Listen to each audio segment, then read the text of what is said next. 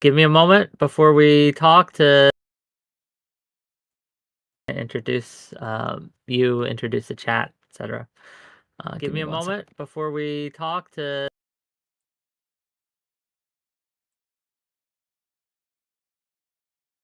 Welcome, welcome, welcome, one and all, to yet another episode of Wick TV, a cross-ideological space where we come together to talk about issues political and cultural, from the silly to the serious. And as those of you who've watched my channel for any length of time might know, Tuesdays is a very special segment, one of my personal favorite segments of the week, where we do viewer call-ins and connect with the community. So my community, anyone who wants, pretty much can call in and talk to me and whoever happens to be my guest host about whatever they like. So if you want to talk to us, if you have some issues with us, or if you just want to say hi, or if you want to praise us, that's all okay. Jump in backstage to my Discord and come on in and talk to us. It'll be fun. But my co-host today, gang, is the one, the only, some say he is the best Mr. Girl Orbiter, Elder Drazi. Hello. Hey, how's it going? Boy, I don't know if I've met those people. Uh, but yeah, it's nice to be here. I'm pretty excited about it.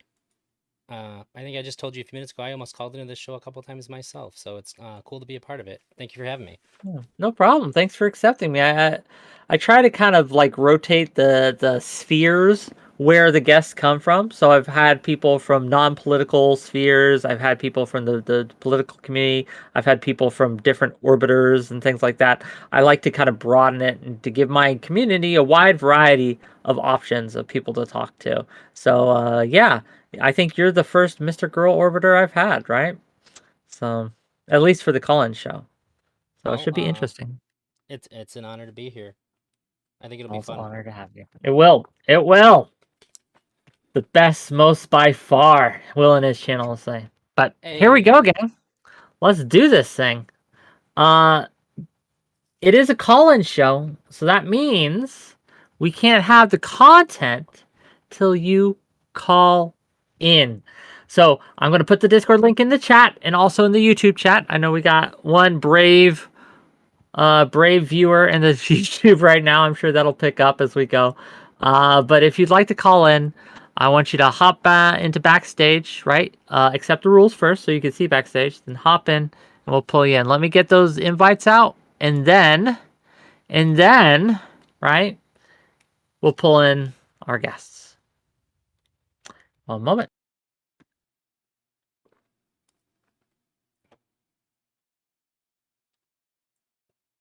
Here we are. Okay.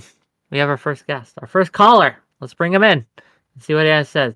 A valued member of the WIC community. Wolf Glenn, hello. Hey there, how you doing? Oh, I'm doing great. How are you? I'm doing great. I've got an interesting conversation topic, and since you guys are, you know, I'm question the TYT. Anna. Has Anna turned? Is Anna Anna now Carspasian, to be clear, not Destiny Anna. Anna right? Carspasian. Right. Correct? Is Yeah, she yeah. is she now calling herself a birthing person? Did I she don't think actually she utter is. those words? No, okay, so just for my viewers to know what he's talking about. So Anna Carspasian of the Young Turks has made a series of tweets um saying that she finds terms like the birthing person, etc., offensive, and she'd rather be called a woman. She has gotten blowback from this from several communities saying that she is now using turf talking points or is a turf herself. And so, if I'm reading your question right, Wolf Glenn, you're asking us if that's what we believe. Is that No. correct? It's worse than that for me. I think Anna has gone from the side of solidarity of the poor masses because she now lives in a gated community and makes 300K a year that she's got solidarity to someone else. I have a feeling the worm is turning and she's not going to be the quasi comrade, and she's now going down the full capitalism mode. And Okay, no, I get you. and I'm just I don't this isn't the person and I was used to watching, because now it's like, you know, I it's just an interesting concept, because I have a feeling, it's like she's going to go to the dark side, end up back in the right wing Hmm. grifters. She's headed that way. This is how it starts. I mean, I can't predict the future. I don't have a crystal ball, right? But I don't think this is enough to say to discredit all the work she's done for the poor communities and also marginalized groups, because she has been a voice for these groups for a long, long time. Whether you agree with her or not, right? This is Right. what Yeah. she's advocated for. But So her tinfoil. having this hiccup and this kind of this sticking point, no, Mhm. I would disagree with you. Okay. I don't think this is how it starts. I But think this is but just a but the people, other people I'm talking about, they were all supporters until they went. Gates, all these folks that are now right wing, we consider them right wing grifters. We're all leftists. They were leftists at one point in time. So it starts sometime. I mean, they decide they can get more money the other way, or they need more controversy, and so, not to imply you're doing it, but Wick, you are more not say what you're you not mean, buddy. you're not doing anything wrong, not in the least. Sure. You're more focused on content that's true, because you do give a true picture back and forth. But a year ago, you weren't as focused on. You've gone to a new path. It's not wrong. It's not bad. I'm not equating the thing with Anna with you in the least in here. I'm just saying you've changed, and I'm not saying it. I My kind of like. content, yeah, my Yeah, content will change again. Like it will yeah, continue to evolve as my needs change, right? And right, my as I right, grow, but I will promise you, I can promise you that my content will always be genuine. And how yeah. I present it may change, right? The The reason, aesthetics of it may change. Like the way I frame things may change, but you're always going to hear my real yeah. thoughts. No, we never question that. That's the whole point. Cool. The reason we keep on listening, no matter Oh, what goes appreciate on, that. because we know Wick is Wick. He may be putting a little different flowery thing on, but or whatever. Nothing meant that way. I'm just putting. Never mind. I But no, I figure what you're saying. I want to uh, get Elder Drazi's thoughts here, because Elder Drazi's more than just a pretty face. I want to hear his thoughts on the whole situation, if you don't mind. Go ahead. feel free. Um, so I don't think that you have to be conservative at all to not like a term like that. So if we look at the term, you're basically boiling down somebody's biological sexual function to their entire identity. Like I don't think that it would be anything against any other human being if I said I don't want you to call me a sperm donor. I'm not comfortable with that label, which seems to be like a very similar kind of label. It might just genuinely find it offensive. Is that fair? Oh, completely. Uh, But the yeah, sperm donor usually implies someone who, in a lot of times, it's for a male who doesn't do any. It basically is a sperm donor, does stuff, and had nothing to do with the family. In other sure, words, like a deadbeat dad.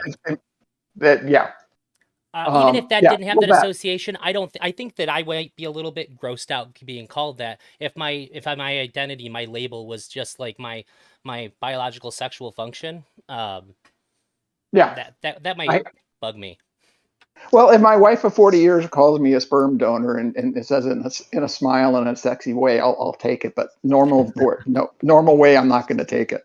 And I do have a daughter, so I technically was a sperm donor at one point in time. But other than that, no, I really don't. Yeah, don't really want to be referred to as that. That is my So identity in life. yeah, I think that at this juncture, right? The only thing I can say is I have to take people at their word, right? So unless there is more information that does point to like she's going down a grifting route, I don't think this is enough to say she is. I think, in Okay, fact, this is a reasonable take that she has. okay. But I don't know. You We'll answer my Wick. Can you do me something? Do me a favor. what's that? Could you? The world is going dark. Oh Can you no! make it? To the void, gang. That's where he goes. Wolfland has probably been my most regular caller in these shows for I think the last year. He is. I don't think he's ever missed a week. I could be wrong, but every week I know he'll be there. I know he'll be tuning in. I know he'll be checking it out. So thank you, Wolfland. We appreciate you. Okay, are you ready for the next one? Oh yeah. Okay, let's see what Ocean has to say. Hello. Yo. Yo. What's So up? I just want to say, last dude who called in seems like a cool dude, right? But I thought I'd come in here today and talk a bit about European politics because you don't hear that often. You know what I'm Okay. saying? So, Go ahead. how much do you know about European politics? You're okay. This might be more of a lecture than a discussion because I don't know much about European politics. What about Do you you, know Elder what do Drowsy? you Do you know know a about lot? Europe? Is the I- curious question. I've learned a lot in the last few months from a couple of German fans of mine. I learned about how Germany's political system works and a little bit about the UK, but a lot of it seems kind of hard to grasp from an American Yeah. perspective. Trust me, it's not just from an American perspective. I can tell you that, obviously I'm in favor of the EU. I think it's a good thing for Europe. We haven't had a war since it was formed, so we're doing something right. I don't like the way that they serve multinational corporations or their copyright laws but I think their biggest issue is transparency because even as a citizen of the EU. Obviously, I'm a citizen of Ireland and I consider myself Irish, but technically I'm a citizen of the EU as well. I barely have a fucking clue about how the EU works. You know what I'm saying? Well, if anyone would have a clue, it would be someone who lives in the EU. I'm just ignorant on it. I The can't the speak to it. the problem with the EU, and it's something that a lot of people like to shit on the EU as if it's like a bad thing, because it takes away our sovereignty. But I think overall it's a good thing, but I think it does deserve legitimate criticism, because they have a huge lack of transparency about the democratic systems of the EU when it comes to the citizens. The average EU citizen doesn't know how the EU works. You have the European Parliament, but then you have 20 other legislatures, and the balance of power is kind of unequal. The EU tends to be dominated by the larger countries. Yeah. Germany and France, now that the UK is gone, are the two big countries that have the most say in terms of EU policy and all that.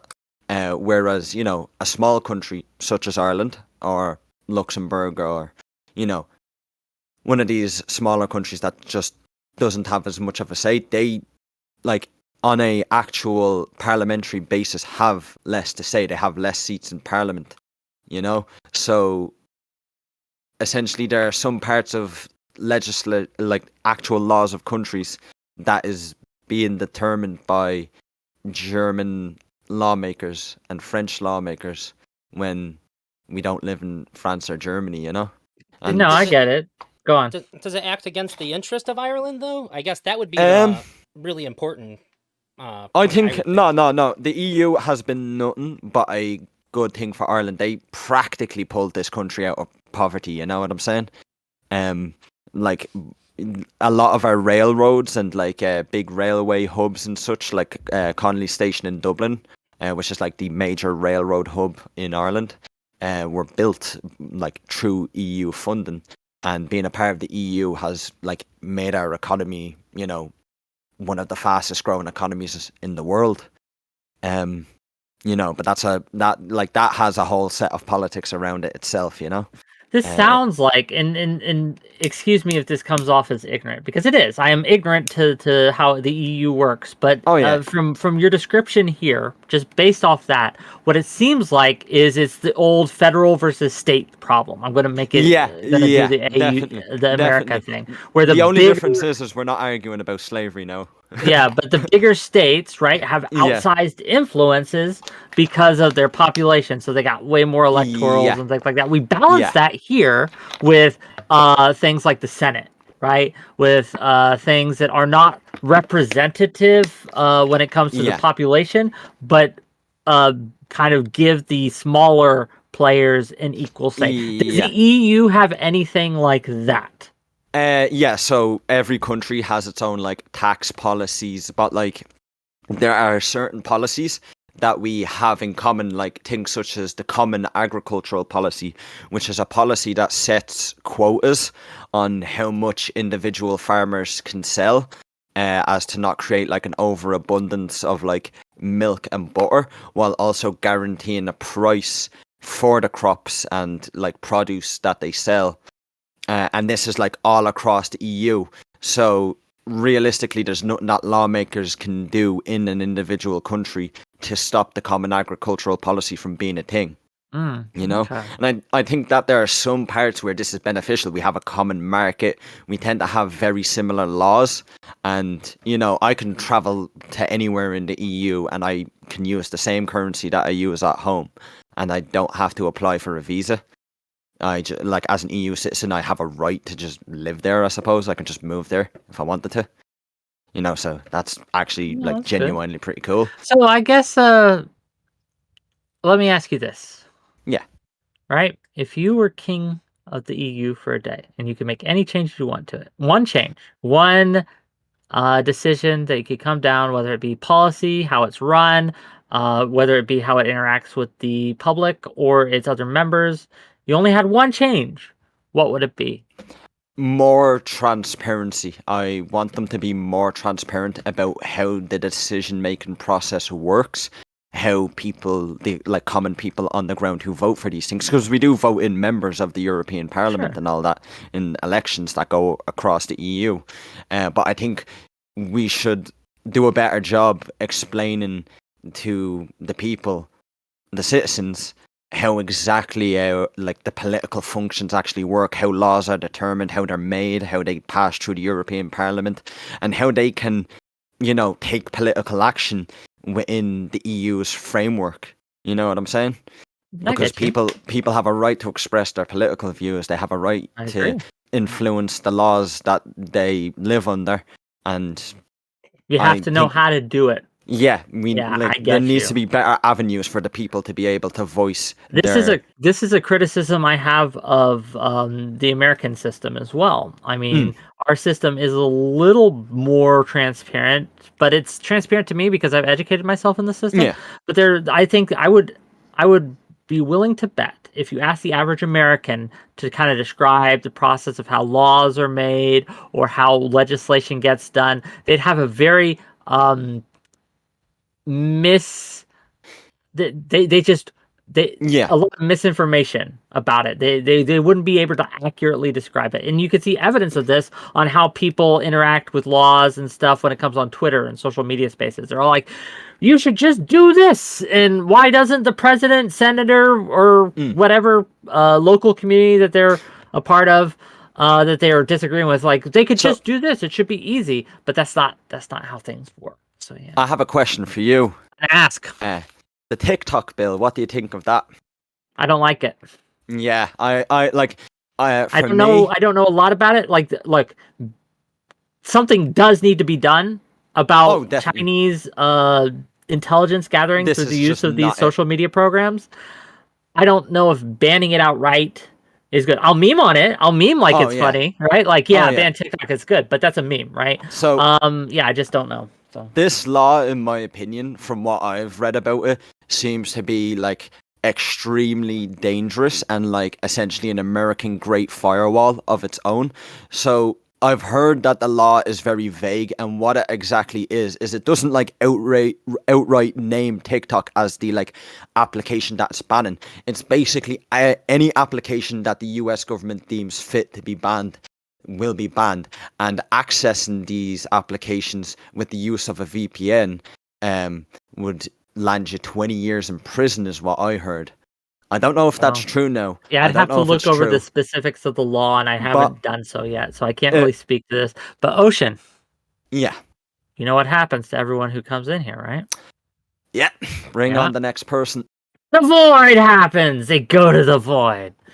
Interesting topic. But see, the problem with European politics is I'm not versed in it, and so I always feel like I don't have a lot to contribute. Right? It gets really scary. Do you know what the House of the Lords is? I know the like name, and I'm somewhat familiar with it, but I would be lying to you if I said I know how it worked. Right? That is how people in the UK also feel about it. It's extremely complicated and shadowy. It is what it is. I mean, like, look, there are all you can only make these systems so simple, right? Some complexity is just necessary when you're dealing with organs of government and organs or institutions that produce, make, and enforce laws. There's going to be some level of complexity to it. Anyone who's telling you otherwise has either A, never worked in the space, B, has bad intentions. And what I mean by that, they're pushing an agenda that they want through, so they're trying to sell it as super simple and easy. And oh my God, why aren't they doing anything? Why doesn't Biden do something? Like, what do you want him to do exactly? Right? Like, what? And if he does take these actions, are you okay when the Republicans eventually take power of the Republican president taking similar actions? It's one of those things where people want something to happen, but they don't recognize the dangers that any tool that they build to implement their policies that they want is going to be used eventually by people that they don't want to use them. So you have to craft them with care, and you have to build in checks and balances into these things. But yes. But yeah. Gang, we have an empty backstage right now, so if you want to call in, dear viewer, we're not scary. We're not going to bite you. We'll probably not yell at you. I can't promise, right? But we probably won't yell at you.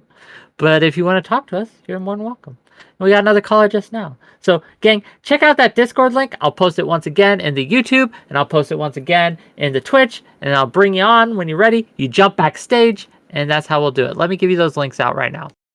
Give me a moment.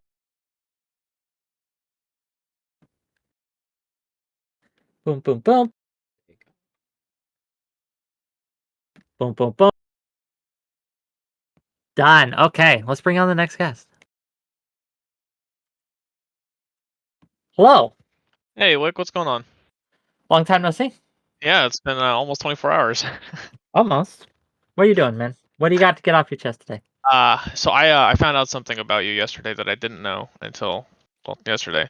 Yeah, apparently you're an Air Force veteran. I am. So I'm curious what time period did you serve? Oh, I'm going to be pretty vague about this, to be honest with you. Okay, that's fair. Yeah, 2010s decade, right? 2010's decade. Okay, around there. Yeah. that gives me pretty much everything I needed to know. It's not ominous. What is going on here? Why are we asking these things? Well, I mean, I'm also an Air Force veteran, so I have some questions about military culture for you. Okay, what do you got? So, first of all, I mean, I don't think it's a huge secret that in the military there's a lot of scumbaggery that goes on like TDYs and Absolutely. deployments with upper level people and how they treat different area code doesn't count as cheating, shit like that. Yeah. I get really irritated thinking about that, and that was one of my big moral dilemmas when I was in the Air Force. Is I felt like a lot of the people that I respected wouldn't call out other people for doing stuff like that, and that was one of my points of contentions with it. I'm curious, what was the reason that you decided to get out, or what happened with you, or how you feel about this? Sure. Well, there's a lot of reasons I decided to get out of the military. Like, look, at the end of the day, I'm not a military person. I'm not. I'm a free spirit. I like to be able to just quit things when I want to. One of the problems with the military for me is you can't quit. You can't quit. Like, you sign up for your period of time, and then they own you. Like, literally own you for that period of time. And I just felt that was too stifling. It wasn't something I was enjoying. I didn't have fun, right? I didn't like the people I was around. And that changes. Like, there were times if they had asked me to re-enlist while I was working in certain shops, I would have absolutely Yeah. done so. But the shop I was in when my enlistment came due to renew it, no, absolutely not. I was just like, I'm not going to deal with this. And I don't have to, so I'm just going to leave. So that's a huge reason. Another reason that I left was because I did not want to deal with. I don't want to call it scumfuckery because it's not that. So let me tell you a story. Let me tell you a story, if I may. Indulge me, please. Okay. When I first enlisted, and I was still in my training for my job, right? They had an airborne linguist come and tell us about his experience. And I remember him this very vividly. I remember him describing how he would fly in the airplane and he'd listen in to the terrorists talk and he'd give them the information. Once the information got uh, transferred, they would attack the location. The military would bomb the location and things like that. And I remember me telling him this story, right? Or him telling me this story and a bunch of us this story.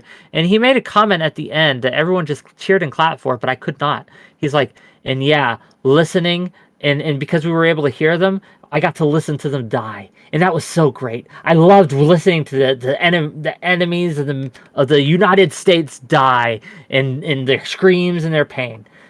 And I just thought, that's a fucking horrific thing to say. Now, I wasn't the only one that thought so, right? There's a few of us, but a lot of people clapped like that. And I understand that's not everyone in the military, but it was enough that I was just like, I don't like it here. I don't want someone who cheers and claps. Now, I recognize sometimes you got to take a motherfucker out. I get that, right? It has to happen. But you don't have to, enjoy it. That's weird. Yeah, fucked that's up. pretty fucking weird. That's awful. I would agree. Yeah, that's pretty terrible. I don't Yeah. think I have any stories like that. Mm. My career field was a bit more kind of like that, I guess, because we were I was a weapons troop, so I did put missiles and bombs on fighter jets and shit. So we had a very deep connection with the actual mission of the Air Force of dropping bombs on people. So a lot of people were like that. I didn't find it super off-putting because I felt like it was just something you had to feel to actually do the job without feeling bad about it. Yeah. But It's something I didn't want to participate in. Now that said, right? I recognize the necessity of it. Someone has to do it, right? I mean, sometimes people just need to be taken out. It just has to happen. It wasn't my thing, and I served my time, and I think I would encourage people to at least have some military experience. I think it's probably good for most people to get that kind of discipline, but don't do like me. Sometimes they offer these, I don't know if they still do, but sometimes they offer very short enlistment periods. Get the shortest you can, and so you can get out when you're done with it, right? But yeah, so that's me. Does that answer your question? yeah, that kind of answers my question. Okay. And I guess the only other question I would have about that is when you're on TDYs and stuff and you're experiencing the scumbaggery of upper leadership, did you feel like the people that you looked up to not condemning those people was another component of? No, I understood why you couldn't, right? Why they Yeah. couldn't, right? They Fear of couldn't. reprisal, yeah. Yeah. But that exists outside the military, right? That Yes. exists everywhere. Gang, it exists in the streaming space, right? Don't say that too loud. They'll summon them. No, I mean, it does. It does exist. And it's not unique to the military, so that wasn't a factor. Okay. Yeah. All right. Okay. Well, buddy, That was it. I know this is your first call in, but to the void! Everyone gets voided in the end. They all go there in the end. But yeah, I don't like making a big deal about my military stuff, right? People, I always feel weird when people are like, "Oh, thank you for your service." I wasn't on the front lines, right? I wasn't fucking the most risk I had was being at a base that mortars got shot at, right? That's not nothing. Yeah, it's not nothing, but it's not when people think about like the military, they think I'm like in the trenches with a gun and things like that and shooting at the enemy or riding in a convoy or something. I never did any convoy stuff. Right? So I tried to go for the Coast Guard. I yeah, tried why really didn't hard. let you? I owed back child support. And they said like you can't do that anymore. Everything else they were willing to write off. I did scored super good on my ASVAB, and they were like, yeah, you're good, but like you cannot join if you owe money. So okay. Got you. Okay. Well, let's bring in the next contestant on this shindig. I think I got the order right, but if I miss on the order, please forgive me, callers. Hello. Oh, they're muted. Hello. They're muted on their end. Yeah. Hello? Oh, we have an audio connection. Hello. Hello, hello. How are you doing? So far, so good, but the stream's just started, gang. Let's go. What do you got for us? That's true. Well, I had something to just say, because I could remember that you said something a little while ago about D&D 4th ed being the, Okay, here we go. The, Here we the go. basis for the D&D movie, that the D&D movie is the 4th edition done well. Is that right? What I said was, the tweet Yeah. was, Yeah. it was a GIF of a Street Fighter of Ryu walking That's to a right. fight, and the text was, me on my way to tell D&D communities that 4th edition was what the movie was based on in order to start fights. So that's the text. Okay. All right. How serious were you about that? 'Cause I have something to tell you, sir. As somebody I understand. Yes. I understand. Let me tell you right now. I'm just gonna say it. 4th edition was the best fucking edition of D&D to date. Okay, I'll be real with you. I did, and you can't stop me. You know what? I've had it with you. With all this bull that I've heard, I have to take index cards of how much shit you've been tossing. I'm 5 torches deep up to all this shenanigans. You keep sacking all this stuff. You gotta take, at the horse's mouth. See, if you had the 4th edition, man, you'd be able to quickly get through that information and get to the meat of the story. But because you like these other editions where you have to do fucking math real hard. But I just want to say, it kind of sounds like you're trying to start a cult. One that's based on 4th edition, sir. Now, all these sound very alien to me. But I want to say, who the Cthulhu are you to do any of this? I got so mad I raised an inferno for another time and another week. And the one sound that you could have said, the one ringing truth that you could have actually gave me was that there was at least something 5th edition had. Now, sure, I went looking through 4th edition. I went looking through all of Middle-earth and its adventures, and I sailed the 7 seas. But let me tell you, sir, I truly, truly hope that you come back to 5th edition and find the right path. No. That's all I gotta say. I have moved on. I have moved on to 13th age. D&D, done for me. They no longer get that wick, right? That big dick wick, okay? They don't get it. But what I want you to do right now is I want you to make a save check, okay? Roll a d20 for me right now. Do it. Oh my God. Roll it. I know you got it in hand. Roll it. We'll see if you can beat the difficulty check I got for you. Are you going to tell me what the check is so I know that you're not... Turn on your camera so we can see. Roll it. What? The camera's supposed to be on, isn't it on? It's not on. I can't see you. You can't see me? Oh, I can't see you.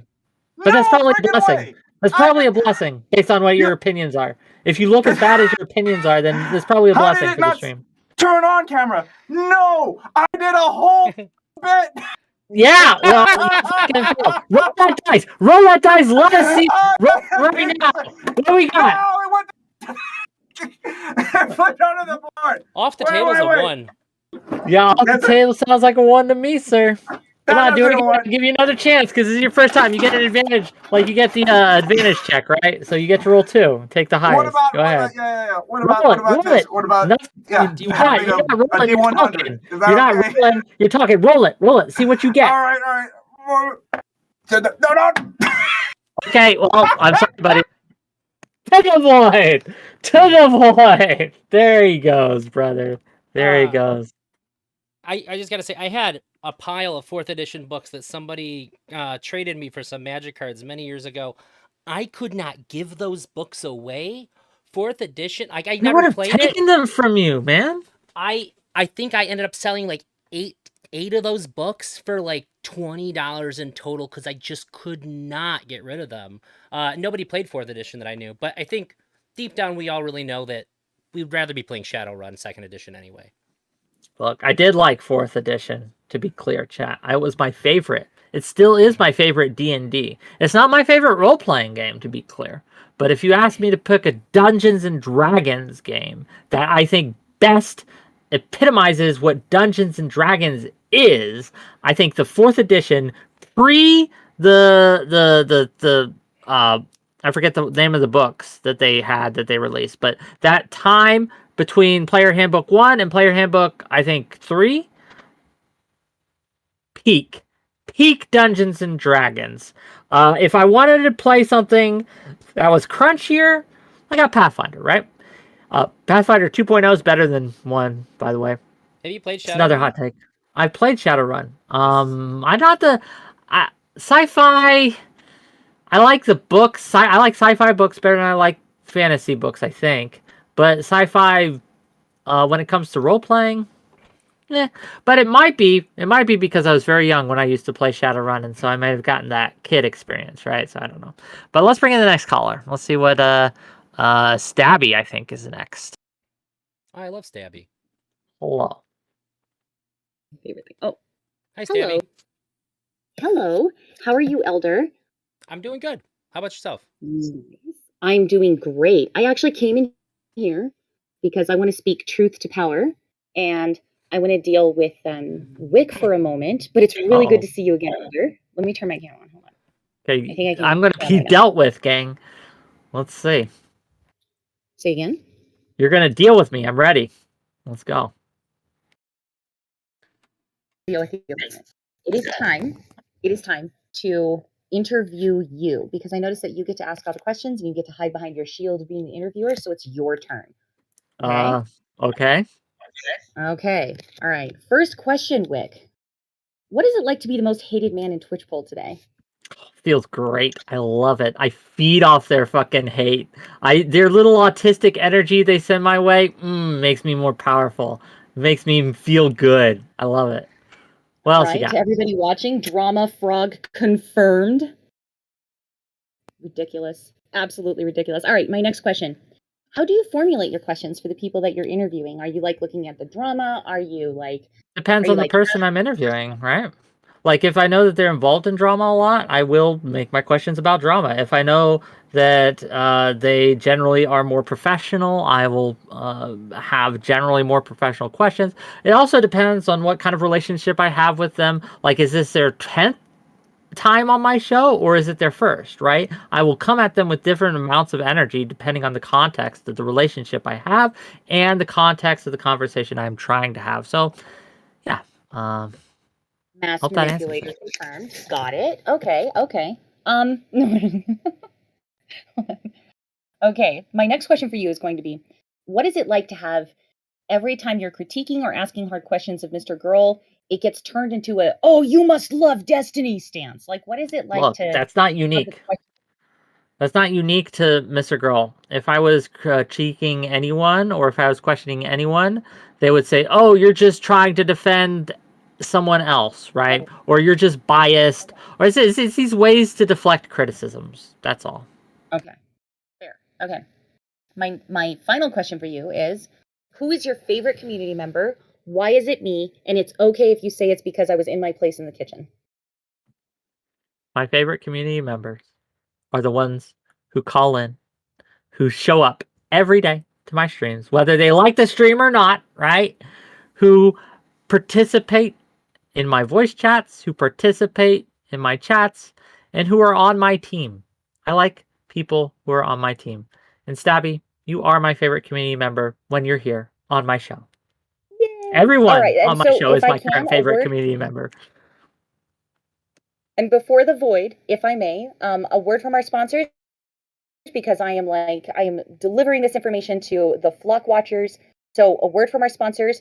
Gift him subs and bits. Just because we finished the GoFundMe does not mean I'm not going to stop nagging you. I will bother you in chat if you don't give this man subs and bits. Do True. it. I am a nightmare. Don't make me come find you. Subs, True. bits, now. Okay. Stabby. Subs and bits won't save you from the void. But gang, yeah, if you like the content and you want to support me, financially is the best way to support me. Gifting subs into the Twitch chat. If you're over on YouTube side, super chat. Those always help. You can ask me questions. I'll try to read them on screen. And if you haven't liked and subscribed to the YouTube side, do that now. Help that out. I'm getting weird like metrics. Like the concurrent viewers, like it said, I have one screen that says it's 65 right now and one screen that says it's 6, and I have no idea which it is. But I appreciate all of you who are there. Okay, let's see. We got quite a list of caller inners today. First of all, are you doing okay, Drazi? Yeah. Yeah. Gang, that if was you have fun. if you have questions for Elder Drazi, right? If you have questions that you want to talk to him about, he's here too to be talked to. It doesn't have to it's not just the Wick show. Not just the Wick show. So here we are. But let's bring in the next contestant. I think it was this guy. Hello. Hello. Hello. I do apologize if my audio quality isn't great. I'm on a phone. How are you doing? Apology accepted. You have no need to apologize for bad audio. I am the king of bad audio. My people tell me all the time, "Oh, you're peaking. Oh, you're too loud. Oh, you're too soft." I try to balance it, but I'm not very good at the technical side of things. But hi, Sure. I'm doing well. How are you? I'm really tired. I'm in Ireland and it's 20 to 12 and I'm Are you friends getting with a our bus. earlier Irish caller? Probably not. What are all Ireland's pretty Irish people small. friends? Don't you all go to the pub and just hang out and sing Irish songs and do Irish Yes, dances? Okay. we do. We Nice. can actually fit all like 3.56 million Irish people under the roof of one pub. It's a pretty expansive pub, I'd say. Beautiful. Yeah, no, that's what we do every single day. That's the taxpayer-funded country pub, right? You guys all pitched in for. Okay, No, well, unfortunately, our what do you pubs are got not paid to for by tax. what do you got on your mind? What do you got on your top of your head, buddy, that you want to share with us today?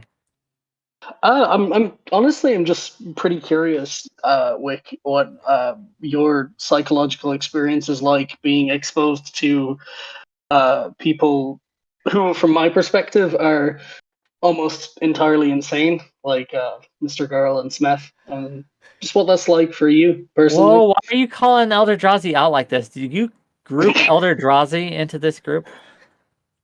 I'm terribly sorry, Elder Drazi. I'm not familiar with yourself or your content, although your name does sound vaguely Magic the Gathering adjacent. If It I'm is Magic correct the on that. Gathering adjacent. Yeah, so that's cool. What are you, like a Mr. Girl Smith stand? Does Smith have stands? I'm a Mr. Girl orbiter. I've been called, but I'm more than that. I'm also in the top 200s on the Mythic leaderboard on Magic Arena. So I got a couple of things. There you go. There you go. Cool. So your question is how has affected me psychologically? Is that your question? Or just like, what's your subjective experience? Look. How it is being in proximity to that. I get you. I'm trying to think how to phrase this. Mr. Girl is unique in a lot of ways, right? It would be a Undoubtedly. mistake to conflate the whole space with, or even his orbiters. And Smith is not on the same level as Mr. Girl. Not even close. Smith, I like Smith. I do not like Mr. Girl. Right? I like Elder Drowsy. I do not like Mr. Girl. Okay? There are levels of insanity that you have to accept when you are online. There's always a low-key amount of mental illness in every single community online. A low-key amount, right? That's just par for the course. And you can see this in how they respond, how their little autistic vibes go around. That's just how it is, right? So you have to get used to that when dealing with online communities. In the streaming world, it's odd because it gets monetized and it gets to like there is a performative element to it as well as that the streamer buys into, right? Like, so you got to ride that wave without getting bowled over by it. So you just kind of like, it's like surfing. You got to crest on that wave so you can keep afloat and keep going. It is hard to deal with, right? Especially because since I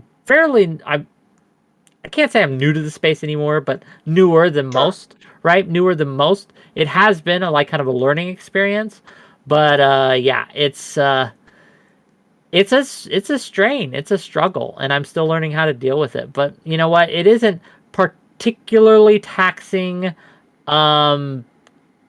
compared to just a like a fucking 9 to 5 job, right? So I don't know. Yeah, That's my thought. I get that.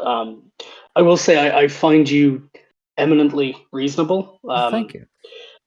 And it's quite refreshing. It's probably something, although maybe not entirely related to the amount of grey that you have in your beard, which is not a diss because I have plenty of grey in my own hair. But Look, you say this, but then I'm gonna make a take at some point, and you're gonna be like, "That's diagnosably dumb, Wick. What are you doing?" And your opinion will change. But first of all, Lord Zach, thank you for the $5. Not much, but here's some money, Wick. You know what? $5 is $5. Hey, $5. I'll do. You know, give me $5 and I'll read your tweet.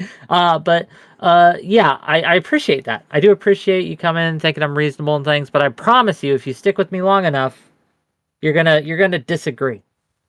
I You mean, got to yeah, be okay with you're a that, human right? being. I don't have like a fully high resolution image of you as a person. It's just I'm just a dude with a job myself. I enjoy this stuff in terms of content, just for primarily like when I'm like downtime at work. So like I'm not like heavily invested. Like people in like the backstage area are talking about being a Mr. Girl simp or being like a lab simp, and I'm like, now in fairness, I'm in my 30s, so I'm maybe past the simping point at this point. But like That's what they all that, say. Yeah, I that's just a have to find the lie. one, right? Come on, don't cap here. Like, look, I have seen grown ass adult men, I'm talking 30s, 40s, 50s, do stupid, insane shit for women. And other way around too. I have seen grown ass women, 30s, 40s, 50s, do stupid, insane Okay, shit okay, that for yeah, men, I get you right? on that. That's when hormones are involved. But like when you start talking like being a Mr. Girl simp, there's some like I have to ask because I don't know. Maybe you do, but like is Smith like really fucking young? Because the immersion he has into from the peripheral knowledge I have, the immersion he has in like Mr. Girl and the lore and investment in that reeks to me kind of like young person trying to find identity. But I'm not sure. I don't know. It I have all no just idea. I seems didn't very ask kind his of age. scary to me. Honestly, I don't ask, like, if you're like, the only rule I have on my show, and I've bent it once or twice when someone specifically was when the show was appropriate for them. But if you're not 18, then you can't come on my show. I made an exception Yeah. for Dingo, and I've made an exception in the past. But other than that, but yeah, I don't care about people's ages I about think their show. I Smith's in don't. his mid-20s. But you know, I don't know if it's so easy just to label him as simping, or the fact that like a lot of people don't seem to understand that Smith is a legitimate artist. Smith went to art school. I think if you go to art school and you're an artist and you're like that's your identity, if you're not fucking weird, I don't want to look at your art. Period. I don't care. I don't care what you're gonna show me. You got to bring the weird to give me the context that there's something to your art when you present it to me. No, So no, that's an Smith is entirely saying he is reasonable. 29 years old. To be clear, Smith is in my chat, and he said he's 29. Okay. How Hey does he Smith, be looking not young meaning for his age? to throw any like Good shade. job, buddy. In fairness, I'm weird. I went to school for English and philosophy. I'm a poet, so I get that perspective. Give us a poem right now So, before we send you to the void. sure, I'll grab one from my last book. It worked. I mean, I should have that shit like ready to go. Otherwise, I can't exactly be calling myself a poet, right? There once was a man in Wick server. He called in to do all the things he did, but then I avoided. Bye. Okay, I'm not a poet, gang. What you get though? I love you, caller. Don't take that personally. You've seen my show before. You know what happens. We got a line. Let's bring in more people. Hello. Hello. How's it going? Doing well. You got a camera for us tonight? Maybe, but it might kick me off. Then I'll bring you back in. So. All right. Let's I feel see that. if this works. Sometimes it doesn't. Hello. Ha ha! Success, gang. It was the stars have aligned. Ice Beans, what's up? Nothing much. I just wanted to say hi and see how y'all were doing, and also ask y'all a question about school shootings, because that's always fun. Well, that went from, pleasant, casual to, oh, this is pretty serious. Okay. First of all, I'm doing well for the most part, right? Like, I mean, look, I'm not going to lie to you guys. Stress, there's always stress with these things and being a streamer, but overall, I'm doing pretty good. How are you? I'm doing fine. I'm surviving. I'm in the U.S. For a brief stint, and that's why Welcome to the U.S. Welcome to the United States of Thank America. Thank you very much. This is my friend, hello, Juniper. friend. She's being very bad, so she might get put in timeout. But yes, she's the reason why I have parrot emotes. But in any case, yes, I'm here for just a short while, and all I've ever heard anyone talk to me about since I came back in has been school shootings. So I just wanted to get y'all's opinions on how things are going. Give us your opinion first, Elder. Go ahead. So we have a lot of guns and a lot of accessibility to guns, and people who really like guns sometimes don't like to put them up. And there's just, I don't know, it's impossible to have a rational conversation about school shootings in this country because people will take any kind of conversation about how to prevent that is a prompt to take an immediate defense against not giving up their guns, even if we're just trying to talk about how to prevent them from getting into the hands of kids. So it's very, very hard for us to have a real conversation about it because the people with the guns don't want to have any real conversation about it, period. And I'm fairly pro Second Amendment, but I'm also, I would like to have these conversations, but it just seems like it's very, very hard to have these conversations.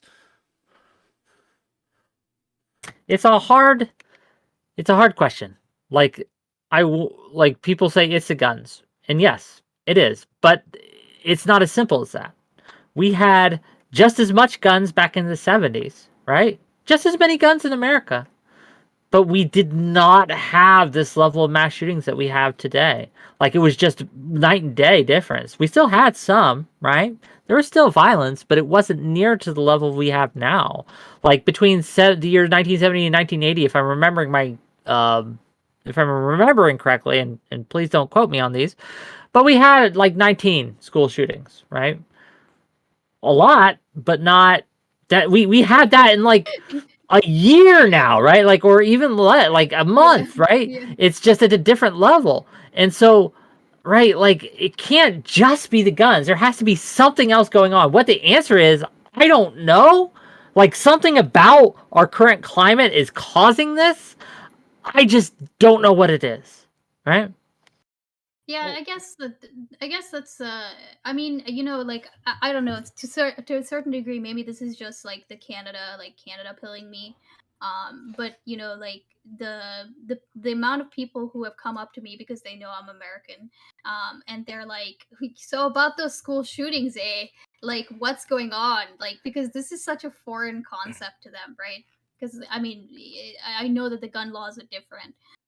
So it almost seems like an obvious, like, it's a no-brainer. It's just the fact that people are the access to guns is just so it's such a low barrier of entry, right? But like, you're right. I don't have a problem with guns personally. Like, I don't have a problem with the Second Amendment. I realize that there's a huge gun culture in the U.S. and there's already people molding in your chat about how like the people who are doing the right thing shouldn't be punished. But I don't know. It's depressing to say the least. I guess like Yeah, until I get we you. like you said until we figure out like what the cause is. Um, I feel like we are on track to have like several more this year at least. Yes, and that is an unfortunate truth. And again, if someone could come to me with a workable solution, then by all means, right? But it comes like, well, Elder Drazi, right? There Like are you say, well, some. just get rid of the guns. But this Well, is I didn't like say a that. There's plenty of workable solutions, and we know what the reasons are. We know that people are being bullied and harassed a lot. We know that obviously they're able to get their hands on the guns, and we know that they're able to take those guns and get them into the school. These are like the three things that like we know are definitely happening, contributing to it. One of the things that we could do is like put fingerprint locks on guns. Nobody wants to do that. You could unlock it with your cell phone or like things like that. These are things that technology could provide us with, but it's really hard to have that conversation. We could take children's mental health and bullying a lot more serious. We don't want to do that. There's a lot of things that we could do to seriously hit these different parts. There could be metal detectors in schools. There's things that we could hit, but nobody wants to do that because they have to have the whole conversation. And it seems like somebody's going to have a problem with one of these things, and it's going to derail them from having the full picture conversation. It's just so uncomfortable because it's like the worst thing ever, right? We have kids murdering other kids. We're not at war. This is where they're supposed to go to be safe, and people just can't keep it together to have an honest conversation about what's happening, what these causes are. Because even just saying like the fact that the kids get the guns in their hands, that makes people lose their damn mind and not be able to have the conversation anymore. People just can't seem to have it. it's I hard. mean, I think Go I on. think it's not helped by stories of like 6-year-olds shooting or their teachers or whatever else that story was. Like yeah, I mean, I see why people get emotional about this. I guess the other reason why I brought this up is because I don't think I've seen quite this level of like open discourse amongst people like literally in the street, right? Like, I mean, I went to the store the other day, and the people at the cashiers who were talking about this. There's like billboards all over the place of like with posters of I don't know, like students and talking about how they'd like to live, please. I just feel like there's a lot more, I guess, discourse in real life happening. So I'm just wondering, I guess, do y'all think that any of it will result in anything? Unfortunately, no. I think No. this is I hope I'm wrong. Hope I'm wrong because we have had things change, right? I believe the Senate earlier either this year or late last year passed a pretty good gun control bill through the Senate, right? It wasn't perfect, but it was something, right? And I don't have the details at the top of my head, but I remember praising it at the time. Uh, but again, like it's a very fraught problem. It's not like it touches on so many aspects of our culture and so many aspects of our laws and legislation and how we get things done that it becomes almost impossible to do because you'd have to do it on a federal level. If you want this to be effective, it have to be federal because if you just do it by states to state, someone will just pick it up in one state, bring it to another, and it's just not very feasible. I don't know. I don't know what to do. I don't know what the answer is, but I know I have no faith of it getting better anytime soon. And that Convers- sucks, but yeah. Conversations happening in Canada. You said people are talking about it a lot. No. I Actually, down understood. here. Down here Oh. is what I meant. Yeah, down here. Because of course it's happening in Canada. Of course, like they're obsessed with whatever's happening in the U.S. all the time. That's just how it is. But I guess I'd never really, um, you know, I've never really seen people talking about this um on such a like a broader level. Like people are talking about this like how they kind of are talking about the weather. Like I Oh. had one of my upper bosses just chit chat with me today, and he brought it up, And it was like, I've never talked about this with you. Like we're just talking about, living in different countries. And my going back and forth between Canada and here. And he brought it up and we had a big ass conversation about this. So it's just something that I noticed that I guess more people are talking about it in general. Gotcha. So I guess it's I'm just wondering if, that means something will change. But like you said, Good probably question. not. Good question. Ice Beans, are you okay otherwise? I'm doing fine. I'm most likely headed back, near the end of the month, so I'll return to streaming Oh, without my little nice. buddy. Maybe I can get you on my show again, and we Oh can yeah, argue. It'll be fun. uh, But you know where you're going right now, don't you? sure. To the void. Don't sound so excited. Like, sure, I guess, but if I have to. Right. What a good caller. I like Ice Beans. Yeah, she was nice. I don't know where you're at, but in the Midwest, it's like you could maybe get into a fight if you bring it up to the wrong person. I'm in the I don't know if Midwest. that's true. Let me bring on the next contestant. Hello. You're muted on your end, sir. How you Or doing, buddy? Hello madam. there. Hi there, Wick. Hi. I have something that I want to get off of my chest, please. Let me turn you up because I can't hear you. Can anyone else hear this guy? Hello? I can hear. Okay, better. Go ahead. Okay, I have something that I want to get off of my chest. I'm someone from the Middle East. Well, welcome to the stream. Thank you.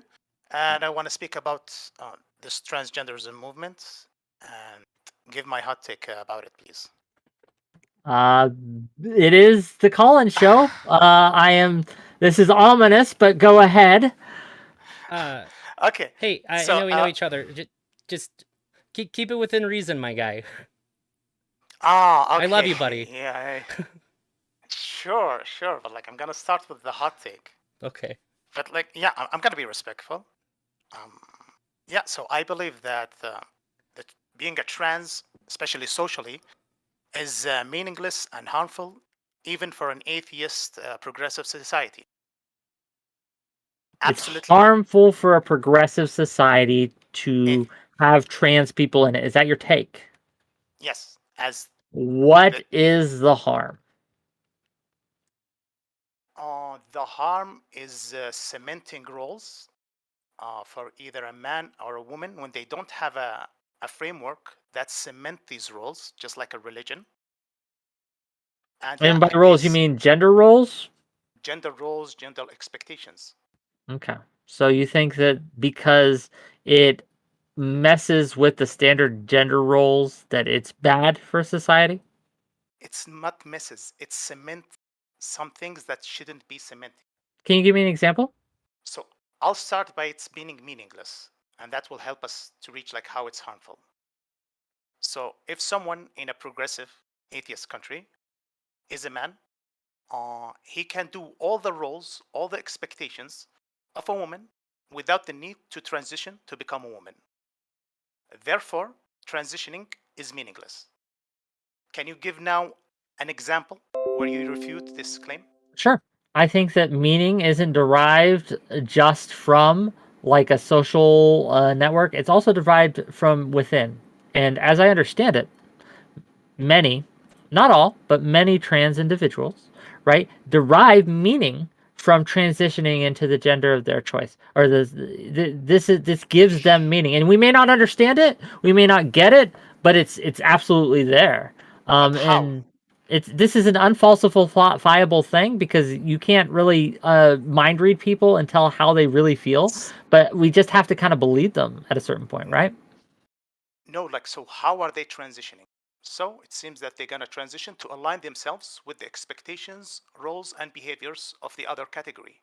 Yes, in order to present as yes, it. Yes, if you create any scenario now, it will be meaningless.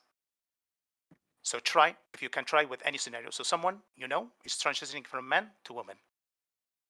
If he try to align himself with any behavior, it's meaningless in a progressive atheist society. I just, again, it has meaning to them. No, listen to me, my friend. So if Okay, let me give you an example that maybe will help. Please. So, I have all these options for food, okay? But I eat these little pretzel stick things because they make me happy and they taste yummy, okay? It's not really, there's no meaning to it, right? Outside of it, but I derive meaning like this is delicious and I'm going to eat it. It makes me feel good. And that's enough. I can make the choice to eat whatever I like because it makes me feel good, right? Do you disagree? No, but that's a preference that's completely different from how complicated, like things with the sex and how What I'm trying societies to demonstrate, fun. to you is that meaning can be derived from within, and it doesn't have to have an But external like uh, approval that's from other but people. but that's the definition of gender from the World Health Organization. Socially constructed and includes norms, behaviors, and roles associated with being a man or woman. So if you know WIC, if you know any trans person and tell them why did you transition, they'll probably say I want to like align myself with the other category to relieve Mm. myself of pressures. Yeah, to So I alleviate am their gonna gender dysphoria. yes. So how so how did they do it? Did they like dress or like make their hair long or like started to do in a masculine roles? A So lot of them do, yeah. sure, what masculine roles that they want to do that they cannot do in their like current category? No, They want to go on. oh, if I may. But Yeah. So here's the thing. People can do certain things, but that doesn't mean that their experience will be the same as a person who is not the gender they're born as will have. When I was a kid, there, I had a very hard time understanding when people would say that's a girl's thing or that's a boy's thing. That didn't make any sense to me. So I kind of understand where you're coming from. However, if there is a woman who works construction, and I've experienced this as somebody who pulls cable for a living, this woman is going to be treated very, very different. There seems to be two routes that people take. Either they will infantilize her nonstop on the clock, or she has to end up being one of the guys in that being that she has to uh, lean hard into women jokes. She has to be like overtly sexual in order to get along. One of these two things are going to happen to her. So if a woman is doing something that typically is reserved for men in society, there are going to be a lot of things that a man would not have gotcha, to deal with, and their gotcha. experience is going to get shaped by those things. That's a good example, Elder. Okay, let's take that woman in construction. Do you think that people that reject her just because like they cement the construction to men, they're gonna accept her when she become a trans? That's completely like unrealistic. When she becomes trans, she's gonna get like more harassment, more insults in that community. Therefore, transitioning is still meaningless, harmful in the atheist progressive society. By the way, guys, like just spoilers, I did this with a trans activist, and I understand. so I get it. But I'm telling you, right? Like I think your definition of meaningless is proprietary, so it's very hard to then you engage have with to it. bring. So you have to bring a definition of gender. I just brought the one from World Health No, Organization. I'm not talking about the definition of gender. I'm talking about the definition of meaning. Then This is what's th- proprietary. Like you're saying it's meaningless. This is your argument that this is I. meaningless. And when I try to pin you down on, well, what do you define as meaning? It's very hard because you're very slippery. It's very How hard can you to. be? But how can you be? How can you pin me on anything when you don't have the definition of gender? This We is can use not like whatever a debate. definition you want. That's not what I'm trying to pin you on. I'm trying to talk to you about meaning because your argument is Yes. that no matter what this person does, it's going to be meaningless. But my Yes. argument, my counter argument is that they derive, right, meaning from within to this change. That they themselves derive the meaning from these performative acts that they All right. do in order to transition to these steps that they take, whether they be hormones, surgery, dressing, doing it socially, doing it medically, So, it doesn't matter. They my, derive this meaning, and therefore it is not meaningless that they have meaning because it makes them happy.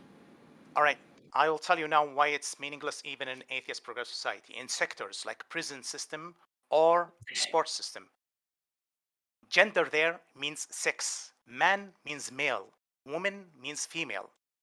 Even in these sectors, huge sectors that atheist progressive society work on. You know that? fair. Okay, go ahead. Okay, so it's still, yeah. So even their meaning, they will not be accepted in an atheist sectors like sports or prisons. It's absolutely nothing. Okay, I get you that if you're arguing that there's transphobia in these places, yes, It's not you're correct. transphobia. It's not transphobia. They are.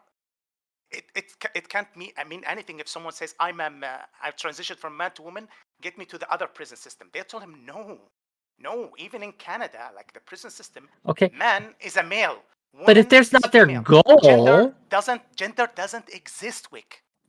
gender is a social construct, but to argue it doesn't exist would be silly because it Okay, if you absolutely does. We have presentations. Gender is in part, at least, a performance. Gender is in part, at least, a performance of social norms that help other people to identify us as the gender of we were trying to present as. So if I wanted to present as a woman, I would perform in a certain way. Now, you can argue that these gender roles are subjective, and you're absolutely right. But that doesn't mean they're not real. Right? That doesn't mean they don't exist. Just because they're subjective and subject to change over time and across cultures does not mean that they are no longer real. Does that make sense? Still no. So Wick. Still no. Wait. Think of all the gender roles out there. All the gender roles that you can think of, they are interchangeably in an atheist progressive society. Interchangeably. You can go to Google now and see what is the man gender roles, what is the woman gender roles. In Canada, a man can do all the woman gender roles and no one should tell him anything. If there are people who are not accepting him, they will not be accepting him when they transition. Well, it's meaningless. Well, if you just think about it for some time, and like you said, like you don't have a definition for it.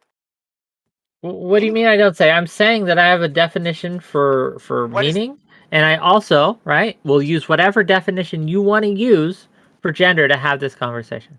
All right, the roles, the behaviors, and the norms, all of them are interchangeably. Tell me what is behavior or norm that is not interchangeable in an atheist progressive society. The way you were treated is different if you are a man versus if you are a woman, right? If I walked in, I tell you what, if I slid into someone's DMs right now, okay? If I slid into your DMs right now, okay? And I was like, hey, baby, what's up? You will treat me much differently than if some e-girl does it. Okay. You will treat me much differently than if some e-girl slides into your DMs. Why? Because I'm a man and they are a pretty woman. I got you. I love your example. If an e-girl, yes, I'm gonna treat her. I'm gonna be horny. I'm gonna give you that wicket, okay? I'm heterosexual. Yep. If you DM me, I'm gonna say, oh, I'm heterosexual. I don't want you to slide in my DMs. But do you think now, when you say I'm a trans woman and Wick, you become like a trans woman, I'm gonna say, oh no, I'm gonna accept you and treat you just like that. How would you know?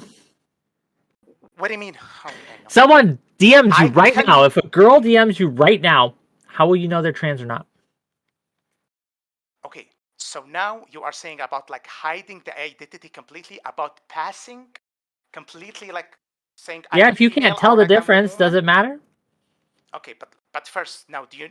If you can't tell the difference, does it matter? If you cannot tell, right, whether who you're DMing is trans or cis, you're going to respond, right? You're going to respond the same way. You are going to treat them as a woman because that's how you perceive them. Perception is important. Stoic, I would love to have this with you in a longer format right now, but we got 4 people in the backstage. Love you. I love you too.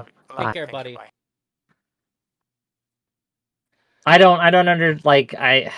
He tried. I once talked to him for 4 hours because he tried to convince me that Destiny killed Reckful. I'm not kidding. I spent 4 hours calmly and going through and debunking every single piece of it. Honestly, that video is a monument to my patience. But I do. He's got a good heart. He does. I know him. No, it was a fine conversation. I just don't understand, right?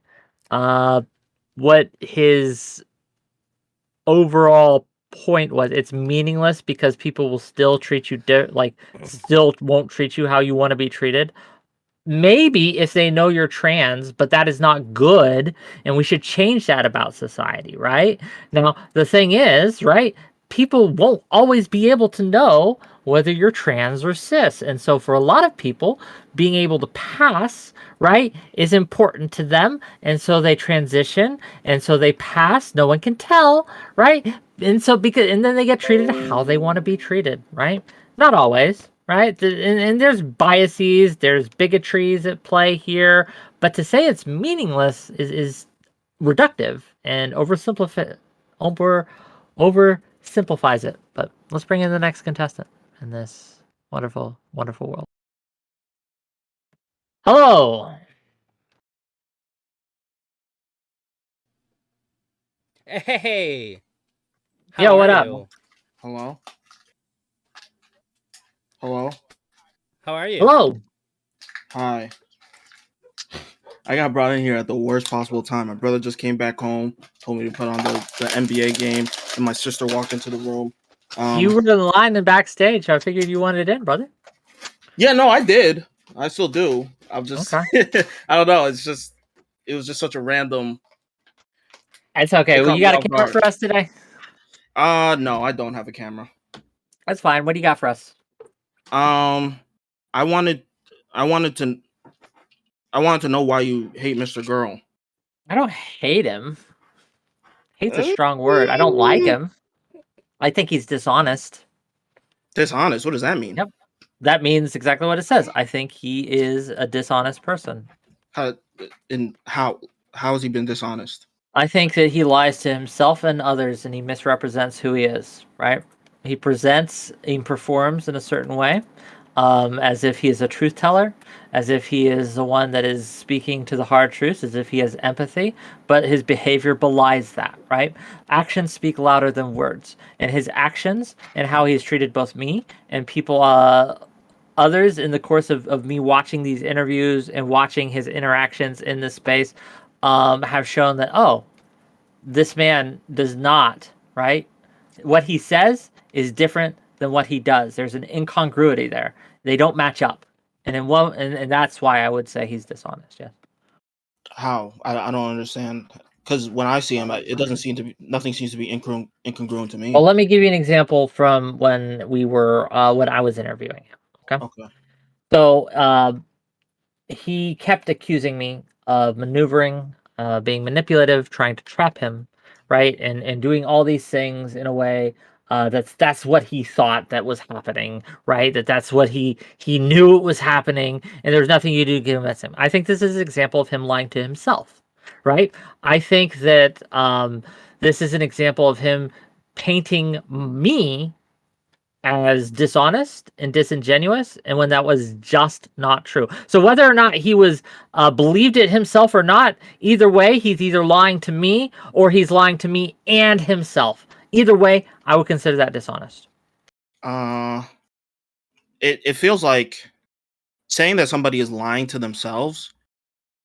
Honestly, you might not like this. Feels like a dishonest way of convincing yourself that somebody is a liar. I understand. Like, no, I get it. No, I Why get can't they it. just be And wrong? if it was just that, if this was just the only example I had, then fair, maybe, because I was involved in it. And when we're personally involved in something, we can. It gets fuzzy wuzzy, right? Because our own egos get involved and our own ways of believing and thinking get involved, and we can't see the forest for the trees sometimes, right? We get in our own way.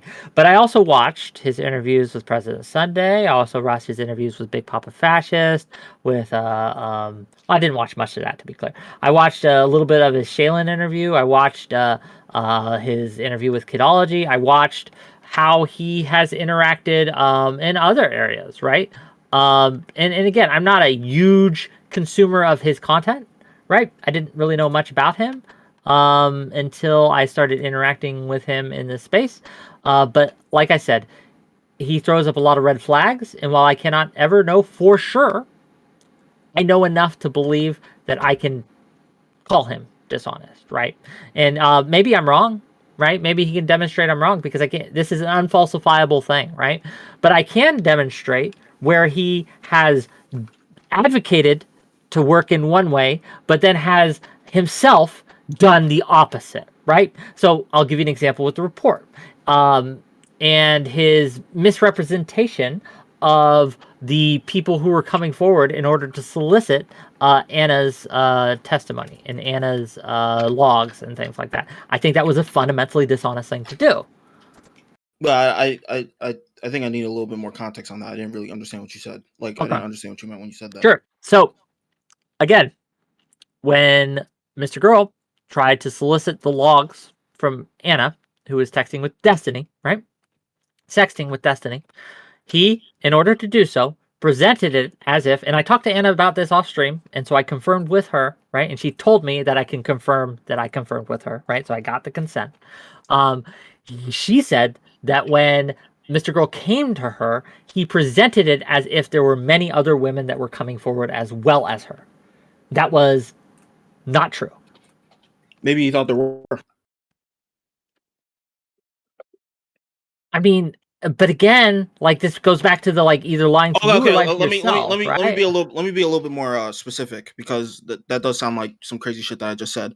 There were a lot of people working behind the scenes trying to sabotage his investigation. There were a lot of people who were telling him that they were going to come out against Destiny, that they had these stories, and really they were just like secret operatives working for Destiny in order to sabotage the article. So maybe when he said that to Anna, he was actually under the impression that there were a lot of people who were going to come out, but he didn't realize that a bunch of Destiny acolytes were working to try to sabotage the There is some article to credibility cover to for that. Destiny. Or, right? Mm-hmm. He simply wanted to get Anna's logs, and so he lied to her in order to do so. Yeah, but you have no idea whether or not that's true.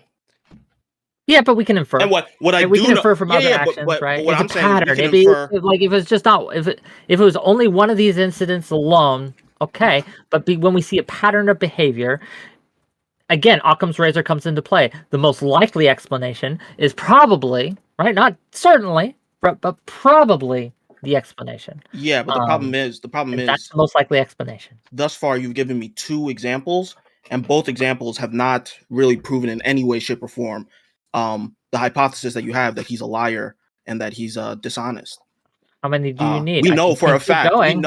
We know for a fact that there are people, at least 2, one being Doobie and some random girl that was messaging Destiny, that lied to him in order to sabotage the report. So I personally think it's more likely that he was under the impression that more people were going to come out, but that all these people were just liars who were just lying in order to defend Destiny, like cult members do.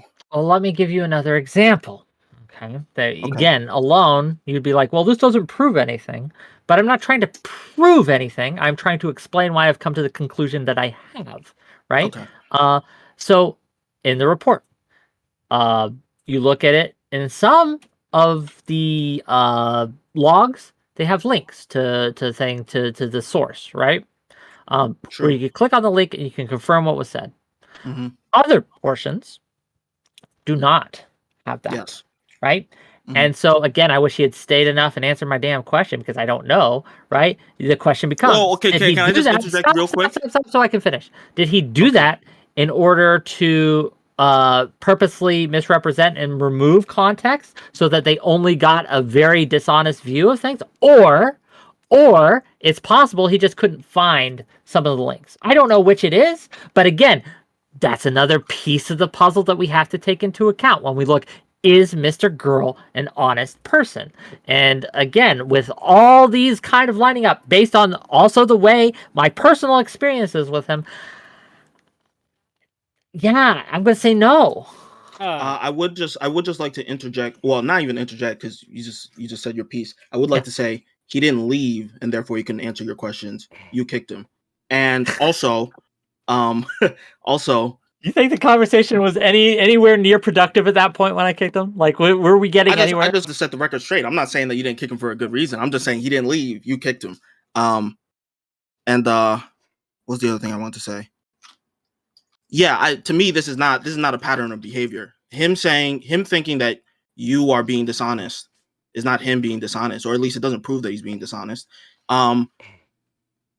The links thing, I'll give that to you. That is kind of weird that you didn't include all of the links, sure. But then the other thing with Anna, again, there were people who were trying to sabotage the article. So I think it's very likely that he thought that more people were going to come out. So to me, this doesn't establish a pattern at all.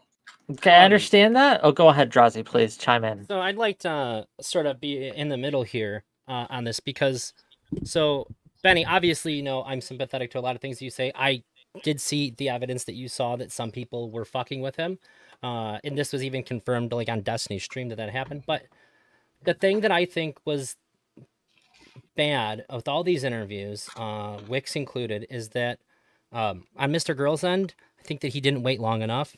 He was obviously very sensitive to a lot of things about the article, and if the article is as important to him as he has espoused to, that you and I have heard him espouse for many months, he needed to be more prepared to deal with questions that he wasn't going to be fully emotionally comfortable with, whether that takes the form of waiting to go on and talk about them or whatever he had to do. He needed to be able to go in and have good interviews. He needed to have interviews that didn't derail. He needed to put in some effort that put his feelings aside for the sake of this thing that he sees as very, very important that everybody needs to hear. It hurts the article going in and having things go the way that they consistently did. And on every interviewer's side, I think that I would have liked to see a little bit more consideration for how sketchy and like jumpy and sensitive that he would be after that coming out. But I think without watching and understanding as much as we have, that's just not going to be possible. They have a job to do. And it is a lot more on Mr. Girl agreeing to these interviews to be able to navigate these interviews and market his article. When someone I was asks a little you, bummed like, about that. if I may, like, when someone asks you a question, right, it's a good thing because it gives you the opportunity to address it. So when I asked him questions that he interpreted as traps, those were softball tee-ups, giving them the chance to address what was asked. So when I asked him things like about White Nervosa's blog post, I said, have you read it? What is your response? Lots of ways he could have gone with that. When I asked him things like, do you think Destiny is worse in this space than anyone else? He could have said, yes, I do, and here is why, and then outlined the argument, right? Because I asked the question that people were asking, right? That people want to know. So rather than having his detractors answer them, I gave him the opportunity to address them himself, but he chose paranoia and he chose to decide that he was going to view me as a defender of Destiny. And I think it just made him look paranoid. And yeah, and I think, like, again, I think we can maybe excuse, right, some of it because he was sensitive about it, but at the end of the day, dishonest is dishonest. That's what I think. But Head for Hydra wanted to come in. He had a few thoughts. Can I Please, say one more say thing? one more thing, and then Head for Hydra can go. I talked to Wait, Beckett the other wait. day, and well, this is to you, Benny. I don't know if you've Okay, seen the White okay. Nervosa thing. Beckett had read it to me, and it was really tough to hear a lot of that stuff because I think that when Wick asked him about it, he said no comment, and I think that if you don't respond to that and you don't have a good answer, that hurts the article more than anything anybody could ever ask you. She made a lot of claims there, and she put a lot of DM screenshots and even voice clips in there that suggested that he did mislead her. And if he doesn't respond to that, it shatters the credibility of the article. And I'm really concerned about that because I had no idea. I was too busy to hear anything about it. And when I heard it, I was just like, he has to respond. No comment isn't acceptable if the article is important. And that's why I gave him the chance. This is a thing that people are asking you. Now is your chance and time. And yeah, he fumbled the bag. But go on. If you don't respond to it, you're saying that this person, because you're worried about protecting that person, you're saying that protecting this person who's trying to hurt the article is more important than protecting everybody else whose abuse is listed in the article. You're trading this one person who's discrediting his safety for everybody else's and future people's safety by not remedying it and giving back the credibility to the article that it took away. Head for Hydra. Oh, go respond to that, then Head for Hydra. Yeah, I love Eldrazi. He's a great guy. One thing about Eldrazi that I don't like is that I think you're a little bit too nice. When I came into this call, the question I asked was, why do you hate Mr. Girl? And you said that you don't like him, that you don't hate him. Hate is a strong word, that you don't like him. And that is because he's dishonest. And then Eldrazi, as far as I'm concerned, starts running defense for Wick by saying that Mr. Girl hasn't responded to his criticisms about the article well. Oh no, I But- was just jumping in on that part, and I wanted to see if you heard that. This is just something you're here, and I wanted to talk to you about it because it bothered me. You're Benny, you're my homie, and I hope that you've seen it and found some way to fix this thing that it put in me, which is a lot of discomfort. I can't say anything to why Wick as you said, hates Mr. Girl. He said he doesn't. This is how he feels. I can't add to that. But I can add to the end part, which was the white nervosa thing, which has been causing me a lot of stress. Okay. Well, I'm not trying to run defense for anybody. all right, that's fair. As far as the white nervosa thing is concerned, my understanding, or at least Mr. Girl's explanation for why he said no comment, was that he didn't want to. I mean, essentially, in order to debunk what white nervosa is saying, he would have to attack her. And as somebody who he considers to be a victim in the article, I guess he didn't want to do that. So yeah, but then he hurts every other victim that's listed in the report. So I'm saying he's trading white nervosa's comfort, somebody who's attacking every other victim by taking away their voice in that report, over protecting everybody else who's in the report. And you can't work that hard on something that matters as much as he says it does and make that choice. You have to protect the ones that still want to be protected then. I understand your perspective. Yeah, it freaks me out. I would probably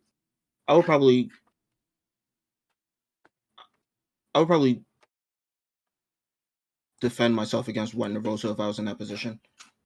So yeah, I think I disagree with Mr. Girl there. Yeah, the other possibility is she's just right? The other possibility is she's just right, and She's that the what only she said voice we have. did happen, right?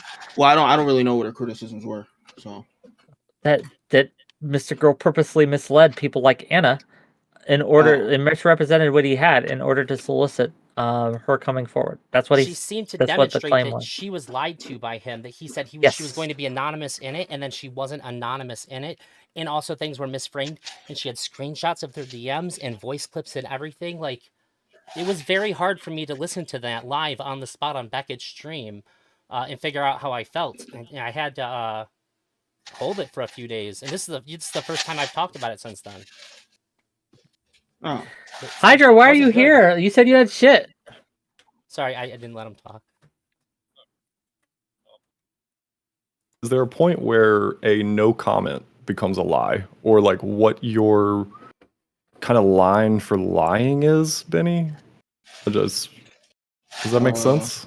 What my line for lying would be, or if no comment as an answer to things can be a lie. I think it depends on why you're saying no comment.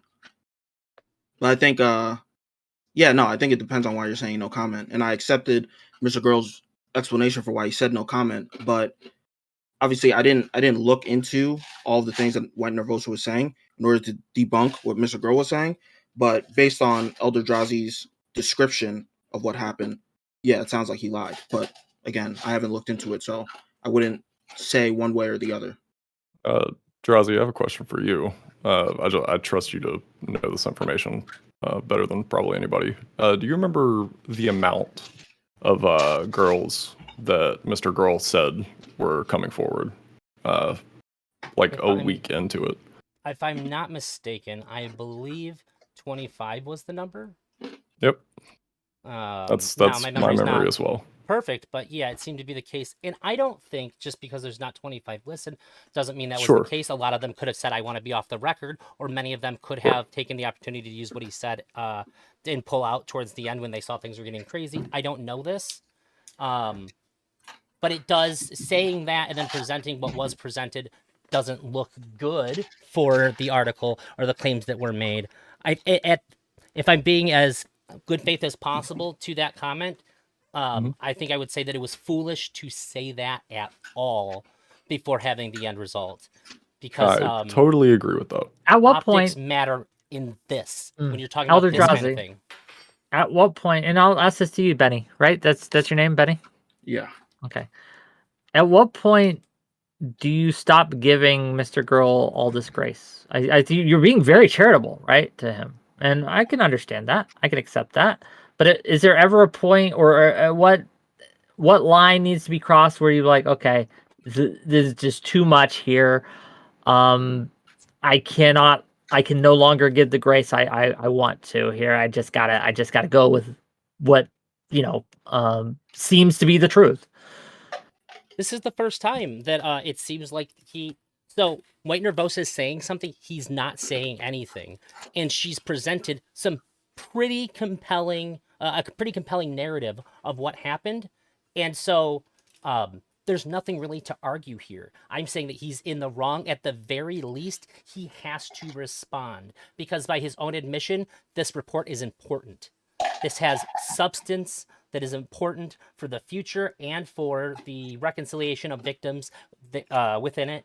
And if he doesn't respond to that, he is hurting every other person that he wrote about, assuming that the narrative in the report is true. So, like, all the things that if all the things that he says he believes are true, it is irresponsible to not comment on this out of fear for her safety when there's all these other people who hinge on it.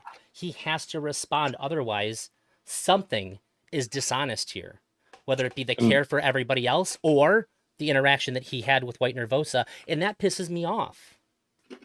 That's exactly what I would add to that. Was like, it's like a debt. blatant disregard to every other person that's talked about in this article, if that's the case.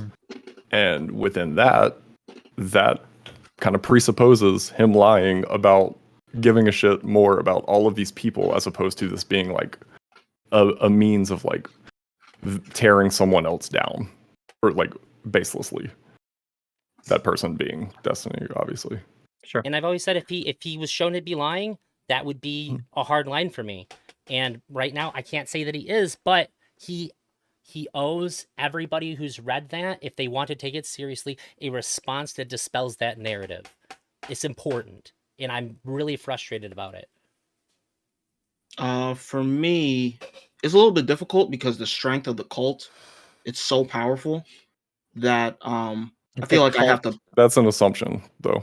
No, the cult. Are you talking about DGG, just for clarity? Yeah. Okay, yeah, of course.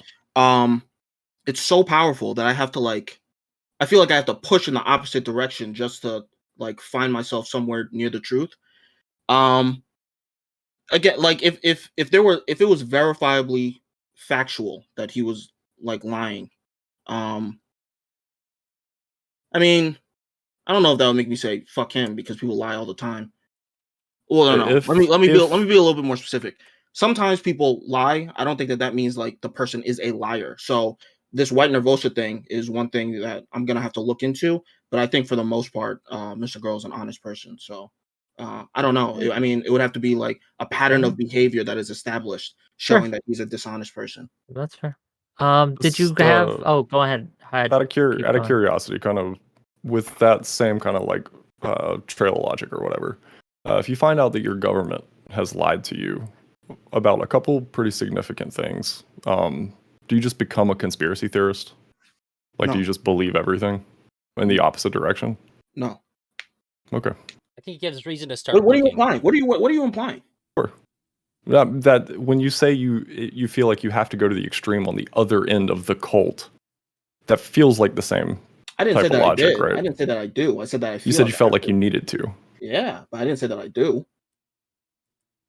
I'm Okay. saying it's a struggle to maintain my objectivity when there's so much propaganda on the other.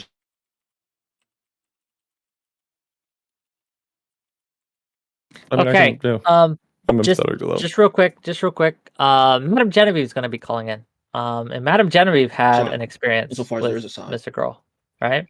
And I wanted to give her space to tell her story. I wanted to do it yesterday with Smith, but she was busy, right? But she contacted me and said, I want to call in and do it now. So Tell her I said now. hello. Yes, I will. And I'm going to kick you both out. Sorry. Whatever. Cool. Appreciate you guys. It was nice to meet No you, problem. Hydra. Yeah, you too, bud. And here we go to the void. And to the void. And sorry, callers, but Madam Genevieve is going to get a little, pass here because again, I prearranged this. Let's talk to her. You ready? Yeah. Hello.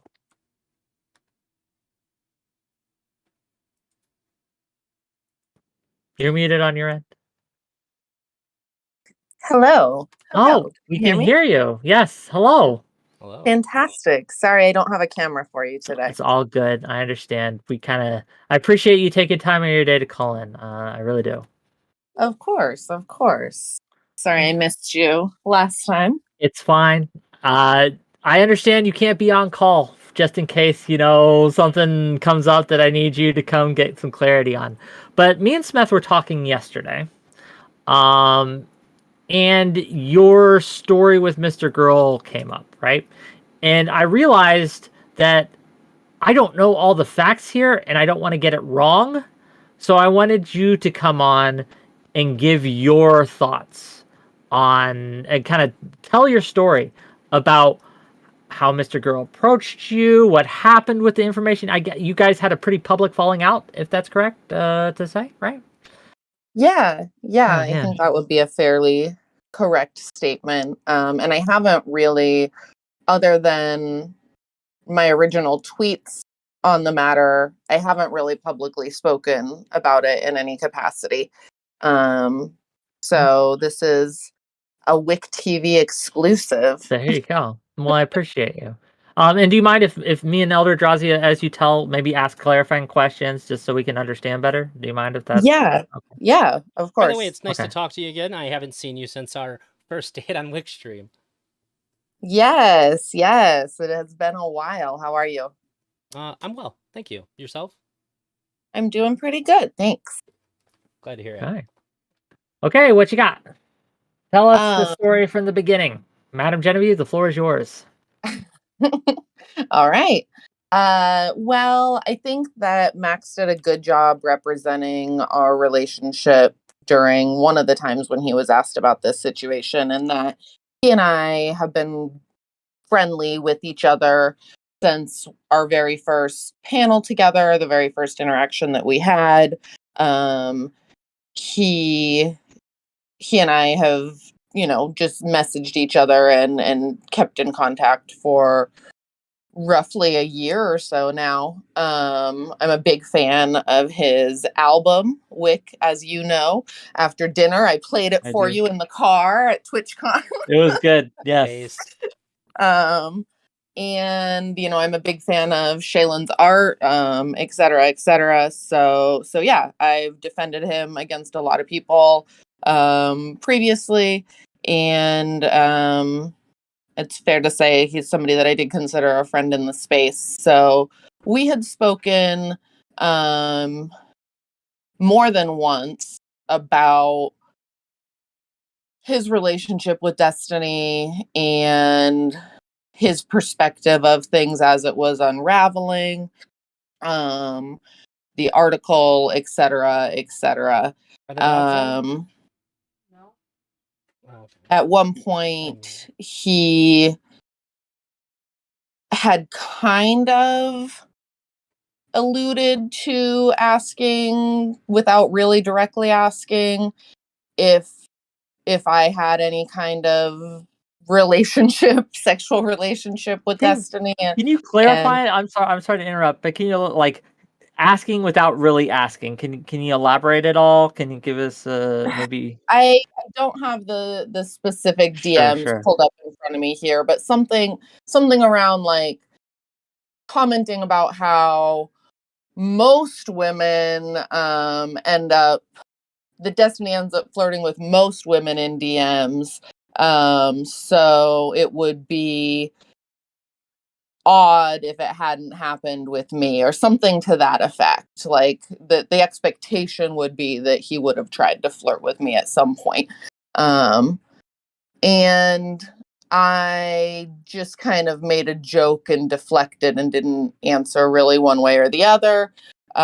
We continued talking about his article a little bit, and then we talked again. I reached out to him again a few days later, maybe a week later. I can't really remember exactly how long. And I felt like, as mentioned, he and I were friends and had like a pretty good rapport with each other. So I felt like I owed him some honesty. I felt like he had been really open with his perspective and relationship to Destiny, and I felt as if by not answering his indirect question, or by deflecting the question, that I was somehow not really being authentic in the conversation. So I let him know, and I did actually talk to Destiny about this beforehand. For a lot of people who asked, okay. I've seen this come up on Reddit a lot. Destiny knew I was going to talk to Max. Okay, so you just to be clear for my audience, you had informed Destiny that you were going to talk about your relationship with Destiny, however that was, to Max. Is that accurate? Yes, Okay. yes. So when the article first came out, Destiny had inquired whether or not Max had reached out to me. At that point, I told him no, Max had not reached out to me in any capacity. And I don't know, we kind of left it at that. So when it did come up again, I did let him know, and asked if I actually said something to the effect of, obviously I don't have anything negative to say. Anything that I'm going to say about my interactions with you are going to be positive because it's been a positive experience.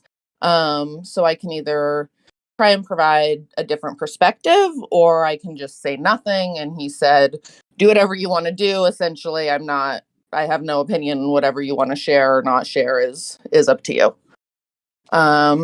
So I told him that I was going to go ahead and try and present a different perspective to just have Max consider, which was kind of my intention when I reached back out to him, to kind of discuss and let him know that I had in fact had some personal experience.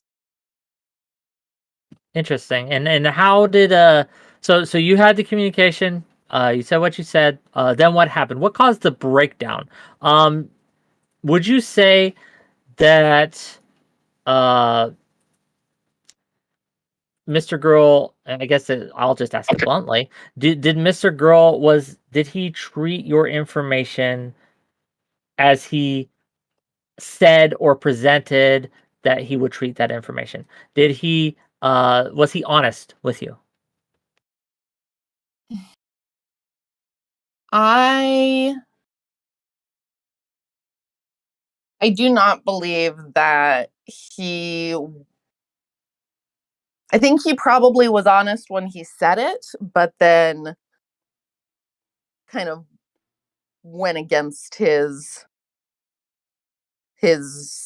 word or his promise at that point. When we started, so when I reached back out to him, to expand on Destiny and I having had this sexting relationship or sharing nudes or whatever situation, when I reached back out to him, we had a voice call. So there's not DM records of this. Sure. But he said, after I said hello and he said hello, whatever, the very first thing he said was, I want you to know that everything we're talking about is off the record. I'm not taking notes. I'm not recording. We're just talking. If there's anything that I do think I would like to use, I will specifically ask you, and you can let me know if you're comfortable with it, and give me permission at that point. But right now, we're just talking. So we proceeded kind of with that in mind. He did reach back out in the DMs and let me know that he would like to use me as a part of one specific point regarding a panel that we had all been in, and I responded looking for clarification about which panel and how he wanted to spin that, because my understanding at that point in time and what ended up happening in the article is the spin, or the reason he wanted to mention that, is to make it look like Destiny was hitting Lav and I against each other when he was actually talking to both of us behind the scenes. So you feel that just to be clear, you feel that that portion was misrepresented? That's 100% misrepresented, because what really went down the very first time that Lav and I ever met or had any interaction of any kind had nothing to do with Destiny. It was on Chud's stream, and I messaged Chud when I heard her completely illogical and inaccurate takes on sex work and OnlyFans. I reached out to Chud and said, "Yo, pull me in on this panel. This woman is absolutely insane." And so Chud pulled me in, and again, nothing to do with Destiny. Destiny also joined the panel later, but he didn't facilitate that in any capacity. And then the second panel that we were on, that Lav and I were both on, I actually messaged Mr. Girl to pull me in, and Mr. Girl introduced me and brought me into the panel at that point. So both of those interactions had nothing to do with Destiny, and he wasn't in control or enabling in any way. Yeah. No, I get you. I get you on that, and that's good to know. To the initial conversation, though, I would ask this. He, as you said, and correct me if I'm wrong or get this wrong, that this was going to be off the record, that he would keep it private, that he wouldn't share it unless you gave permission. Is that unless correct? I gave explicit permission, Explicit which I permission. hadn't done, and I was looking to clarify. I probably would have given him permission if he had gotten back to me and we had clarified exactly how he wanted to use it, what panels they were, and he was willing to put in the fact that Chud and himself were the ones that actually facilitated me interacting with Lav. But he didn't respond to me. Before he did, he ended up gossiping with Lav, and then the information that she shared, of course, kind of blew up. Okay. So, to be again, what I'm hearing you say, and you can correct me if I'm misrepresenting this, please, is that he took the information that you gave her, he gossiped with someone else, and that someone else, Lav, leaked it, and none of these things you consented to, correct? Correct. Okay. I was in the go process ahead. of potentially consenting to a specific thing, but it had not yet been worked out. Got you. I Elder might be Drowsy, do you have wrong, anything? but I don't think Lav leaked it. I think that Mr. Grill said it in a conversation with Lav on his stream. I think, The but I could first be time wrong. that anybody made me aware of it was by Lav making the statement that Destiny and I had a sexual relationship, which of course leads the average listener to assume a physical relationship, which is not true. And even if, right, even if he had That may talked be the about it on case. his stream in public, that's still a That wasn't an violation of the exoneratory remark. agreement? That was Yeah, just yeah. for clarification, because I Sure. and maybe I'm wrong too. That's how I remembered it.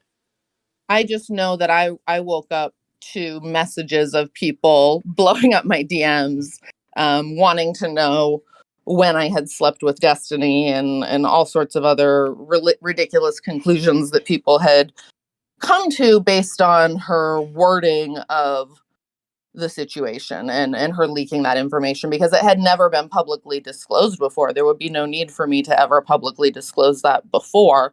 And my intention in disclosing it to Max was truly as somebody that I respected, as a friend of mine. I wanted him to consider a different perspective, to consider that Destiny did practice really careful etiquette and was very black and white in his communication. And maybe the people who were feeling hurt by him or abused by him, maybe they had some accountability as to if they were putting their own unrealistic expectations onto the situation. I No, I have a get you. question, and Go ahead, please. I'm not. So this is just solely out of curiosity for how people have been interacting with all of this. You said that people were messaging you and asking you when you slept with Destiny. Is that a common thing if people find out something about like a sexual relationship, or do you think that has to do with like the interaction between these two people is just so charged that people felt entitled to that information? Because that on its face just feels really bizarre to me. Well, there's a couple layers to that. Number one, I'm somebody who is online in a sexual capacity, and I've been vocal about being a sex worker, so people feel entitled to talk about my sex life pretty regularly. Number two, people also feel entitled to talk about Destiny's sex life pretty regularly. So when Lav leaked that, and it had not ever been something that was public in any capacity before, I think people took it upon themselves to want to comment on it. Gotcha. Okay. Anything else for the moment, Elder Drowsy? If not, I got a couple. No, that was it. 2 questions for you, Madam Genevieve, Yeah. if you don't mind. Of First course. of all, knowing how it turned out, would you still have reached out to him and tried to give this information if you knew he was going to share it with others publicly, like Lav, etc.? Probably not. I might have considered waiting for the article to release and then sharing my own experience as like a counter perspective that way. Okay. But I don't like when I'm misrepresented. I don't like when information that should be private is shared publicly without my No, consent. I like to be the one controlling my narrative. absolutely get that. Do you think that Mr. Girl, no, this is just a factual question. When he was talking to you, did he at any point infer or imply that there were multiple women that were going to come forward? Was that anything that he said to you at any point during the conversation, if you can recall? I believe so. I mean, I don't know that I would die on this cross, but I feel fairly sure that that's something that came up. Yes. Okay, and so interesting. I know that he did name obviously the 2 that have been public thus far and that took up the majority of the article, Anna and Lav. But I do believe that there was a reference to other women as well. Okay, interesting. And himself, of course. Yes, He and did. himself. Yes. Did Interesting. Did he at any point try to pressure you for things that you didn't want to share? Like, did he at any point say, "Well, I know there's more to it," or "Are you really not giving me the whole story here?" Like anything like that? Does that make sense? Does the question make sense? The question makes sense. Yeah, no, I absolutely understand Okay. what you're asking. And no, that Okay. did not happen at Fair all. enough. That's good to know. Yeah, our conversation was just as our conversations always had been, very respectful, holding each other in rapport, and I felt comfortable talking to him. Okay. Thank you for coming on and sharing. Oh, Elder Drowsy, Any did you other have something else? questions? Yeah. So my understanding is that you gave him some information, and he didn't have your permission to share that. Did you speak with him after it was shared privately at all? And if so, did he give you a rationale for why he did that? Did he say like I That's misunderstood actually, or anything yes, like that? that's actually the DM that I tweeted out. When I woke up to the DMs following Lav leaking this information, the very first thing I did was DM Max, and that's what I tweeted out. There's a photo of it where I pretty much say, "Hey, Lav just shared some information that she could only have gotten from you based on our last convo. So what the fuck?" And also, the information that she shared is giving people the impression that something more happened than actually did. So that's also false. He responded, and you can see this again on Twitter, that I should reach out to Lav because she had also made false claims about Pixie and then corrected herself. And if I reached out to her, she could clarify publicly, potentially. There was no attempt to like address or apologize for having shared the information with her in the first place. nor any attempt or effort at taking accountability for his role in the information being leaked, or even trying to help resolve it. Just kind of like, well, I guess you should reach out directly to her, which is why I kind of was like, fuck that, and ended up tweeting about it, which is, I generally am not somebody who shares DMs or tries to, involve myself in drama, but it felt kind of like I was pissed off that was his response. Sure, and just so I'm 100% clear, this was not even supposed to be in the article, correct? There was an understanding? At that point, we had not agreed upon what would or would not be in the article. It was still being discussed. Okay, so then, yeah, so there was no agreement for this to be in the article to ever be made public.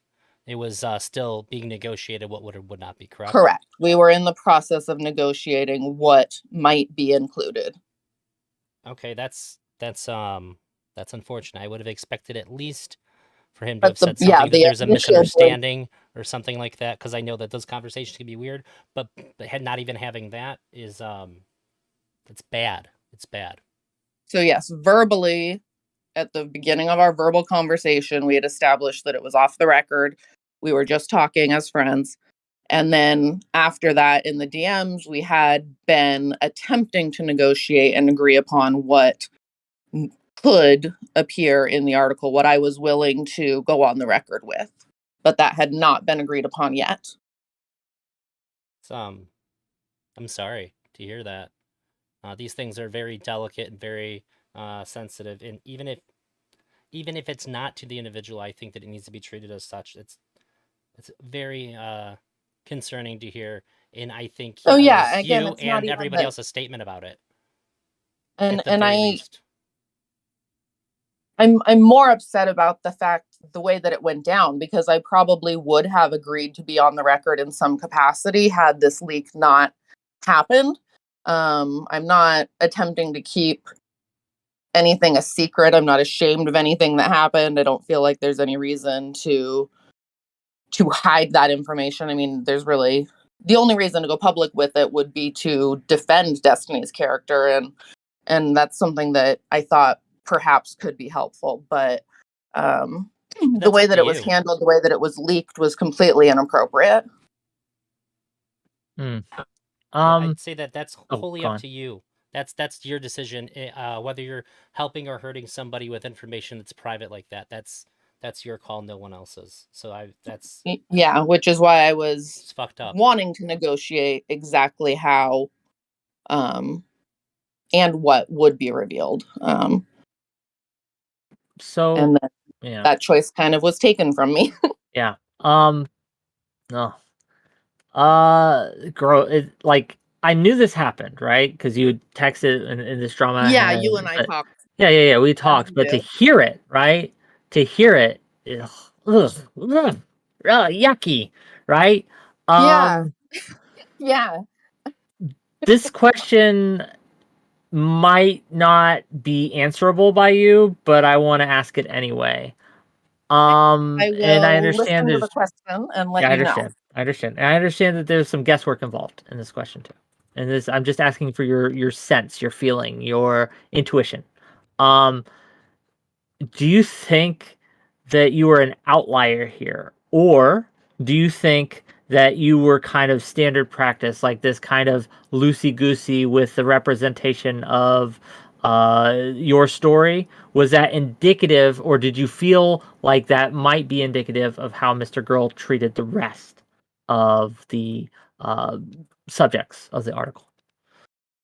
I obviously am completely speculating at this point. Yes, I'm asking for vibes. I know it's a vibe check thing. Yeah, right? But the vibes are telling me that while he wasn't loosey-goosey spilling information to everyone and anyone, I do believe that he was completely transparent and sharing things with Lav the entire time. I believe that their father-daughter relationship has gotten really weird. And apparently he values that more than our established friendship because he chose to gossip with her rather than respect the confidence that I thought we had. Okay. If would you ever talk to Mr. Girl again? Would you ever is there any way he can repair this or bridge this burnt bridge, or do you think it's just done? It's just gone. Oh man. I don't know. I don't love to burn bridges in general. I don't, I don't want to be like, I'll never talk to this person again. But I don't really know what there is to say at this point from my end. Like, that was a shitty thing to do. And yeah, I don't know. I'm not sure. Yeah. Okay. Well, that's fair. I appreciate you coming on. Well, anything else, Eldrazi? I think I've kind of. What else is there to say at this point, right? Do you have any other questions for her, Eldrazi? I don't think so. I guess I could just add, the last time I heard him speak about it, he did very much say that what you had told him did seem to suggest that Destiny was very above board, and that basically what you just said. It didn't seem like he was suggesting that what you said was opposed to Destiny. That doesn't change any of the things that I just said were wrong or bad. I just didn't know if you were aware that he at least framed it recently in that way. And also, I let you know that I'm really upset about this. I just found out about the White Nervosa thing and what was in it. I've been very busy for the last few weeks. I'm gonna bring all these things to his attention in a public way and talk to him about it because as a very large supporter of his, I think it's wrong. It's bad. All those things, but I'm mad about it, and I'm mad on your behalf and on mine because if I support him and back him up on all this shit, and there's these really dishonest things happening when honesty is kind of his brand. It's okay that he's outlandish. It's okay that he talks about things that make people uncomfortable because it's honest. It's honest in a way that makes people uncomfortable because sometimes they need to be uncomfortable to have these conversations. But if this kind of thing happens when there's so much on the table, so to speak, it's really fucked up.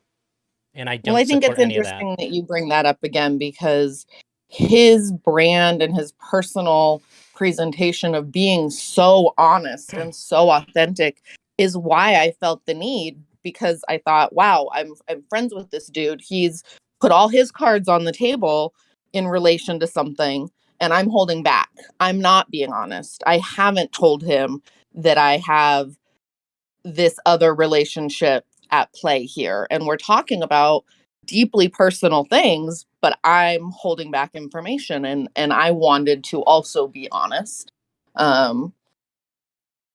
So yeah, that's why I felt comfortable sharing. Well, thank you for telling your story, right? Like yeah, I think that like in all the drama of it, right? We forget that there are actually people involved in this, right? And that's why I've tried to reach out to the people who are involved and kind of get their story and get their perspective and get what they had to think, right? And I do appreciate you being willing to come on my show and publicly kind of have this Thank discussion. you. Thank you. I appreciate the opportunity. course. I know there's been a lot of questions and I haven't spoken about it before today, but it felt good to kind of clarify and get the whole story out. So I appreciate you creating that opportunity.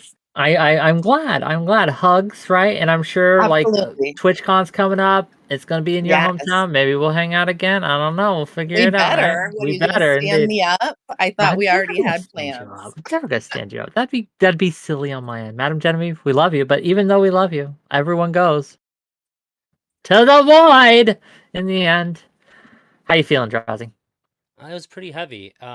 See, It was. It Yeah. didn't fall on deaf ears. I heard it. It's weird. I have access to all this information, but I've been just working. I've worked more in the last like 3 weeks than I probably have any other series of weeks in my life, and it's where I keep finding this stuff out live. So there's like people with eyes on me while I'm trying to like digest it, and it's been weird. But such is the nature of Yeah, streamers, I guess. after talking to Smith yesterday, and I told Smith what I'll tell you, right? I like Smith. I think that him being caught in this orbit is harmful to him. I think Mr. Girl is a black hole, and you are circling the drain if you are orbiting him. That said, I'm not your dad, right? You do what you want. But Elder Drazi, I like you. And I think that these are just things, right? I know it's hard to see when you're close up, right? But if we take some steps back, yo, this is a red flag. This is a problem, right? And you know, I know none of us are perfect. No one's perfect. But I don't know. I don't disagree, This, but these are the you know. so I pride myself on being able to be objective despite where my heart's at here. And I haven't disagreed with I've disagreed with other people, but I've been able to argue very clearly and articulately why I disagree. Even if there's not a fact of the matter, I've argued in good faith on all of it. But these things, if he's not willing to say anything else about it, there's nothing to dismiss it. And he has been brought both of these things that are really bothersome to me have been brought to his attention, and he's said that he's not going to say anything. That's a big fucking problem. Well, we got time for probably one more caller. Okay, because I want to respect everyone's time here. We're gonna bring on Miss Millie. And I don't think she's involved in this at all. So hopefully we can end on a lighter note. I don't know. Let's find out. Hello.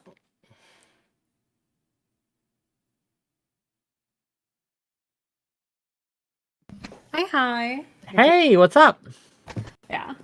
So hi. I see you guys are talking about all this like drama and nonsense and everything that's going on. I want to lighten the mood. Okay.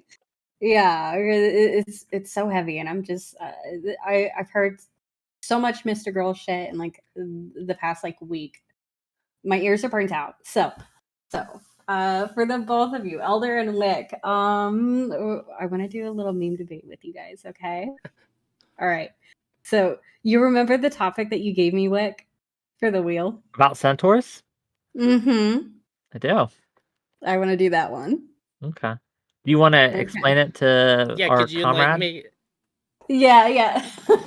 So essentially what's going to have to be debated is whether a centaur has a male piece or a horse piece. And this was a topic given to me by Wick. So I want to hear you guys. Yeah, to be clear, to be more clear, right? If you're a centaur, is your penis like hanging from the front, right? Like a man's penis? Or is it where the horse is? I thought we were talking about stature. No. Oh no! Okay, You said piece, not I positioning. wanted to be more clear. I was trying to say peace, as to try and be, like, not so sure. abrasive. It's placement. But no, the penis. Well, yeah. It's placement, Okay. not We're not talking horse dicks versus human dicks. We're talking where's it at? Yeah. Gotcha. Is it going to be the human dick or is it going to be the horse dick? Which one is it? It's going to be positioned where the horse is. It has the top half of a man and the bottom half of a centaur or of a horse. That's what it means. So you're going to the part of the bottom half is the genitals, which will be closer to the back, feet, and butt. So wait, are you saying that if a human wants to have relationships with a centaur, that accounts for the human being into bestiality? Well, yeah, bestiality would but definitionally be having sex with something that's not a human, that is alive. Yeah, this would be like the most basic. So centaurs are not human beings. So yeah, it would be bestiality. But however, we may consider it to be acceptable bestiality, and you'd probably make a whole lot of money having your own section on Pornhub, being the only one that gets to make that category. That's true. That's true. But Welcome to the horse. Welcome to the stable. So wait. So like, but wouldn't it make can't more say sense? nay here. Anyway, go on.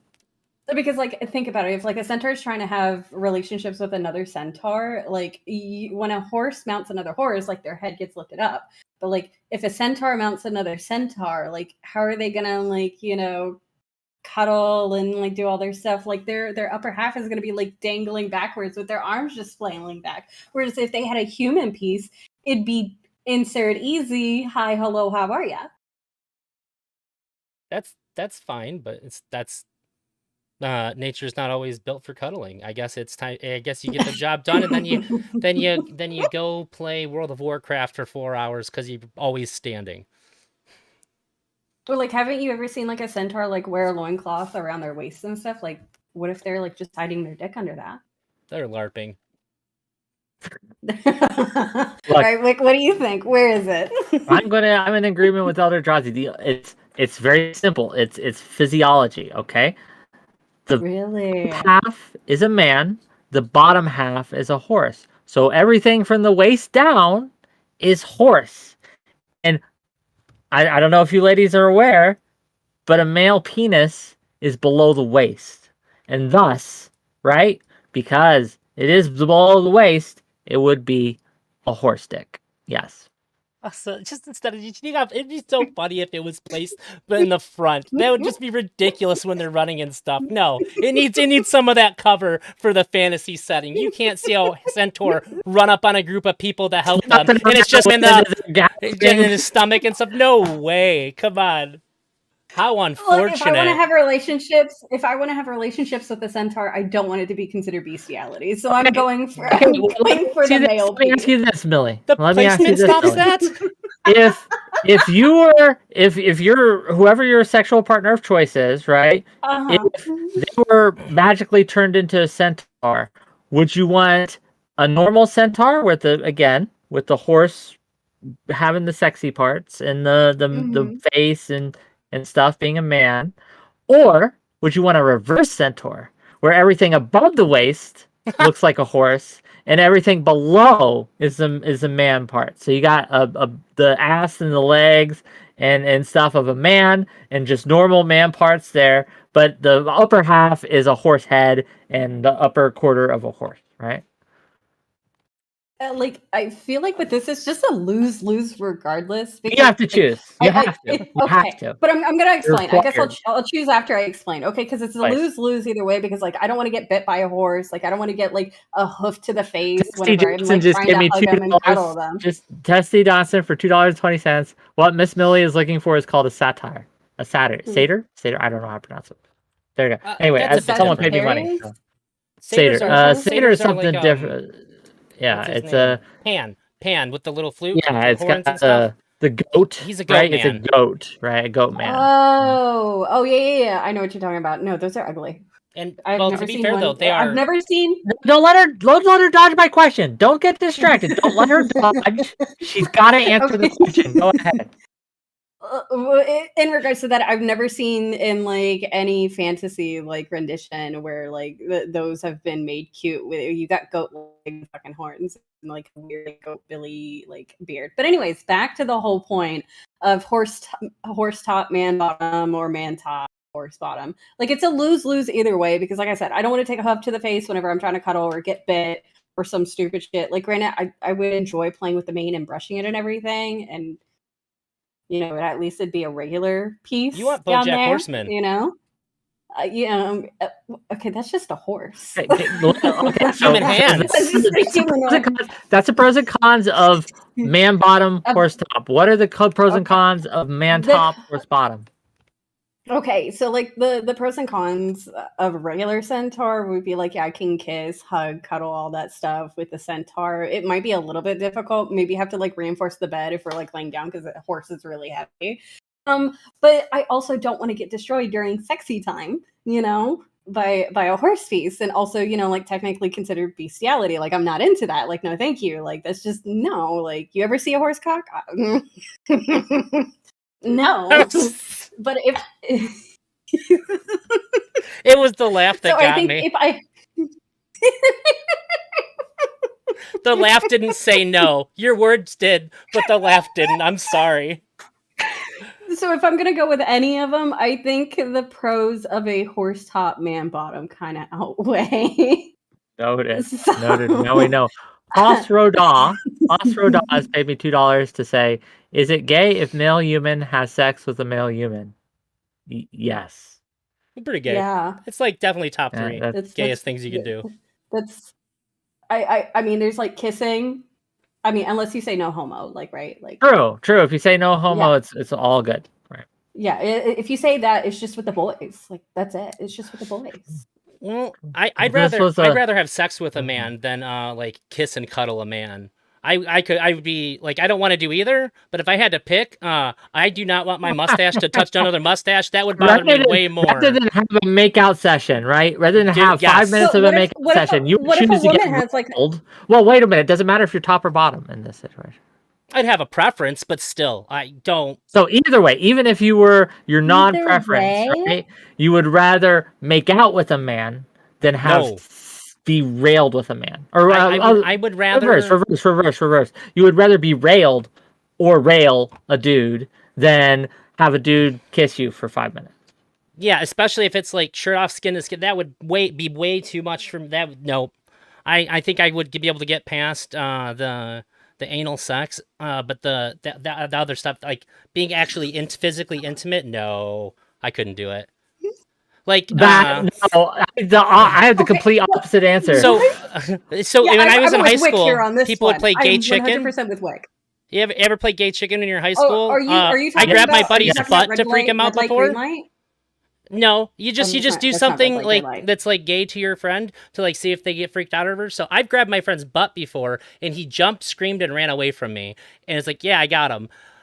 How he got me, we were walking, and as my arm was swinging, he gently interlaced his fingers with mine, and I had the exact reaction he did when I grabbed his butt. I fucking ran and I screamed. But Flipped me if the he had fuck out. grabbed your butt, if he had copped the field, good game, you right? You'd been fine. I would have said something sassy at him or something. Yeah, like that. Oh, you got something like that. Because I think sexual things are just sexual to me. Out of all the things that you've said to me, that's probably the weirdest. I think sex that's is a just weird, sex a lot of the weird times. take. But That's intimacy really is weird. intimacy is Okay, real, you but- know. What? Okay, you said it was like the beard. You wouldn't want your beard to touch My another beard, mustache but what touching if, another like, mustache. It'd be another God. mustache. Yeah. But what if a girl like has like a little bit of a mustache? What then? I probably would Is not that find that gay? very attractive. I don't think it's gay, but I don't know if I would find it very attractive. I think I'm Are you attracted to sure? like very would you- feminine features. Okay. What if the guy shaved his mustache? Then would you kiss him? I would not want to, but it would be less bad. Or I think is- like would the you big still horror image in rather- my would head you- is the mustaches scraping. would That's definitely a Would lot you for still me. rather sleep with him Okay. instead of like kissing him? Yes. Okay. We gotta move on. Miss Millie, Yeah. I love you. Oh, you're going to the void. Gang. If you're watching in chat, if you're here, and we could take one more caller maybe if you give me enough money, but I'm not going to do it for free. So if I can get either, let's say, a $15 super chat or 5 gift subs to the Twitch channel, or the equivalent in bits, so about I want to say 2,500 bits. I think that's the equivalent. If we can get those, I'll bring on one more caller. Okay? But if I can't, just gonna call it. Okay? So it's up to you. It's your choice, right? Brianna Wu wants to call in. So choice is yours, gang. If you want this content, is Brianna gonna yell at Elderdrazi? We I did don't okay know. Last time we talked. I don't know. Is it going to be a productive conversation? I don't know. I have no idea. You have to pay if you want to play, though. If you have to pay, you want to play. If you want to play, so come on, gang.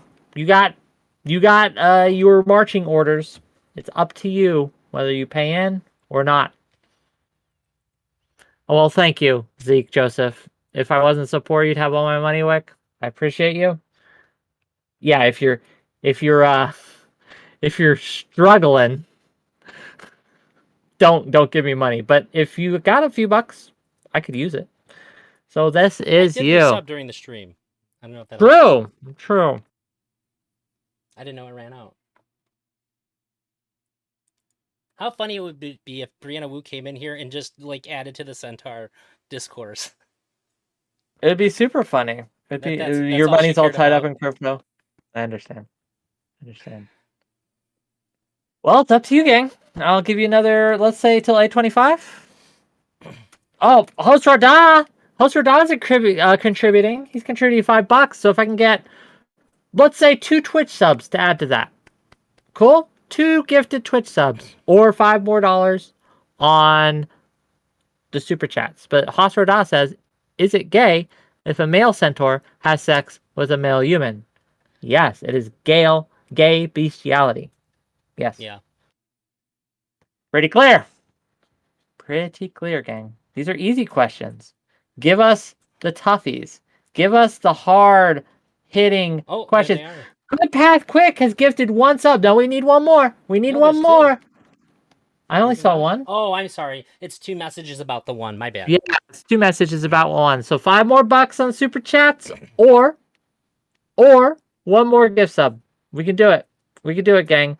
1 more gift sub, or $5 more on the super chat, and then we can get 1 last call. 1 last hurrah. 1 more. Oh, Ice Beans, look at that gift sub. Look at her go. She's done it. We're going to bring her on. Give the people what they paid for. Let's give the people what they want. Let's bring in Brianna Wu. Hello. Hi, how are you doing? Thanks for Hey. in. I appreciate it. Oh, don't thank me. Thank my audience. I said, okay, we have a conundrum here. Okay, I was not going to bring you on unless they paid me money. I held you hostage in a way. Okay, right? okay. This is what I want everyone here. Sub to Wick, donate to Wick. Wick makes the content that makes the entire drama ecosphere possible. Without Wick, there's none of the drama that goes straight to your brain. You've got to subscribe. If you don't talk to me on Twitter. You're a non-person if you do not subscribe to Wick. That's how I feel. Beautiful. Host Rada's subscribing with $2. Is it gay if they only do it once? Yes, it's still gay if they only do it once. But thank you for coming. What do you got to get off your chest? What did you call in for? I apologize that this has been covered today, but Drazi, I wanted to ask you this non-stop. When we first met, you reached out to me and you said, hey, Brianna, I'm just a really big Mr. Girl fan. I'm a huge Mr. Girl fan, and I wanted to ask if recent events have impacted your perception of your waifu, basically. What? Did you... I said that to you? Did you not? I said recent event. Oh, are you referring to Mr. Girl as my waifu? Yes, I am. Okay, yeah, makes a little bit more sense. Have recent events impacted your thoughts about Mr. Girl? Could you refresh my memory just a little bit about the context to that? I'm trying to pull up our message. No, she's asking right now. She's asking you right now because, as she said, I understand everything I don't know now. why I have to be the Brianna Wu translator here. I thought it was pretty clear. But Brianna Wu said that, hey, when you first met, apparently you introduced yourself as a Mr. Girl fan. Yes. Okay. Given it all that makes context, sense now. Okay, yeah. good. So have recent events impacted your assessment of Mr. Girl, basically? I would say hyper recent. Yeah, I think that he owes everybody who read the article, he tried to get to read the article, an explanation for some of the charges that have been put against what he has released in the way that he has released it, because it's wrong. If he doesn't have a good answer for these things, if he doesn't have a good way to show that the narrative that White Nervosa put out, and he doesn't have a good way to show that what Madame Genevieve has said, it's fucked up, and I'm mad about it. I'm mad about it for them because they're people, and how can I be upset about what Destiny has done and not be upset about that? That's still that would be abusive, and I'd be upset for myself too because I backed him up on a lot of stuff when nobody agreed with what my ideas about what were being said and done that he's put out there. But I went to bat and I said, no, you guys are wrong. This is what's going on. And I'd still stand by all of those things. But when it comes to this here, this is what I'm saying. It's if the things that they're saying can't be dispelled, I'm very upset, and I would have to, I guess I would have to suss out how I feel about after talking to him about this. But it makes it to where I can't, if this can't be resolved, then I have to look at a lot of things that have been said in the past and determine whether or not I believe those things as well. So I want Because to go through this one at a time. So there have been a lot of accusations that he took things and put them in here that he did not have. I'm saying a housekeeping issue. I'm gonna go Yes, get a please, drink, please, but please, be good. please. Yeah. We'll be civil. We're friendly. We're friendly. No, there have been allegations that he put things in this manifesto that he did not have permission to do, right? At the Yeah. same time, while he's calling himself a journalist. So to my mind, that is an egregious breach of ethics. I mean, would you agree with that? Yeah, assuming that he doesn't have a way to dispel the things that have been said here, yeah. Yeah. It's not just egregious that it creates several other problems on top of the initial, like, this is wrong and bad. I feel like that one ethical violation bleeds out into a lot of other areas. I've always said when from the first time it was asked to me, what would make you not be a Mr. Girl fan anymore? I said, if he was shown to be lying about something. And I don't mean somebody's opinion or anything like that. Like, well, this I don't believe this without an explanation. Because at the very least, if he doesn't resolve any of these things, then he could not have meant how important this article was. The mission of, like, protecting people in the future and caring about the victims in the report. And I'm saying all this from his perspective here. That it was as important as it is, because if it is, you have to respond to the bad actors to protect the good actors within it. Then you have a duty to do that. So one of the things, Max and I have shared some experience in the sense that I too have gone very public trying to raise people's awareness about structural abuse. In my case, it was about structural abuse in the video game industry, workplace, right? And one of my best tools in doing that was being open, honest, transparent with people, and trustworthy. That's why I got so much press, is because when journalists talked to me, what I said checked out, right? And then when they asked me questions, I'm not saying I handled everything perfectly, but I was open and honest with them.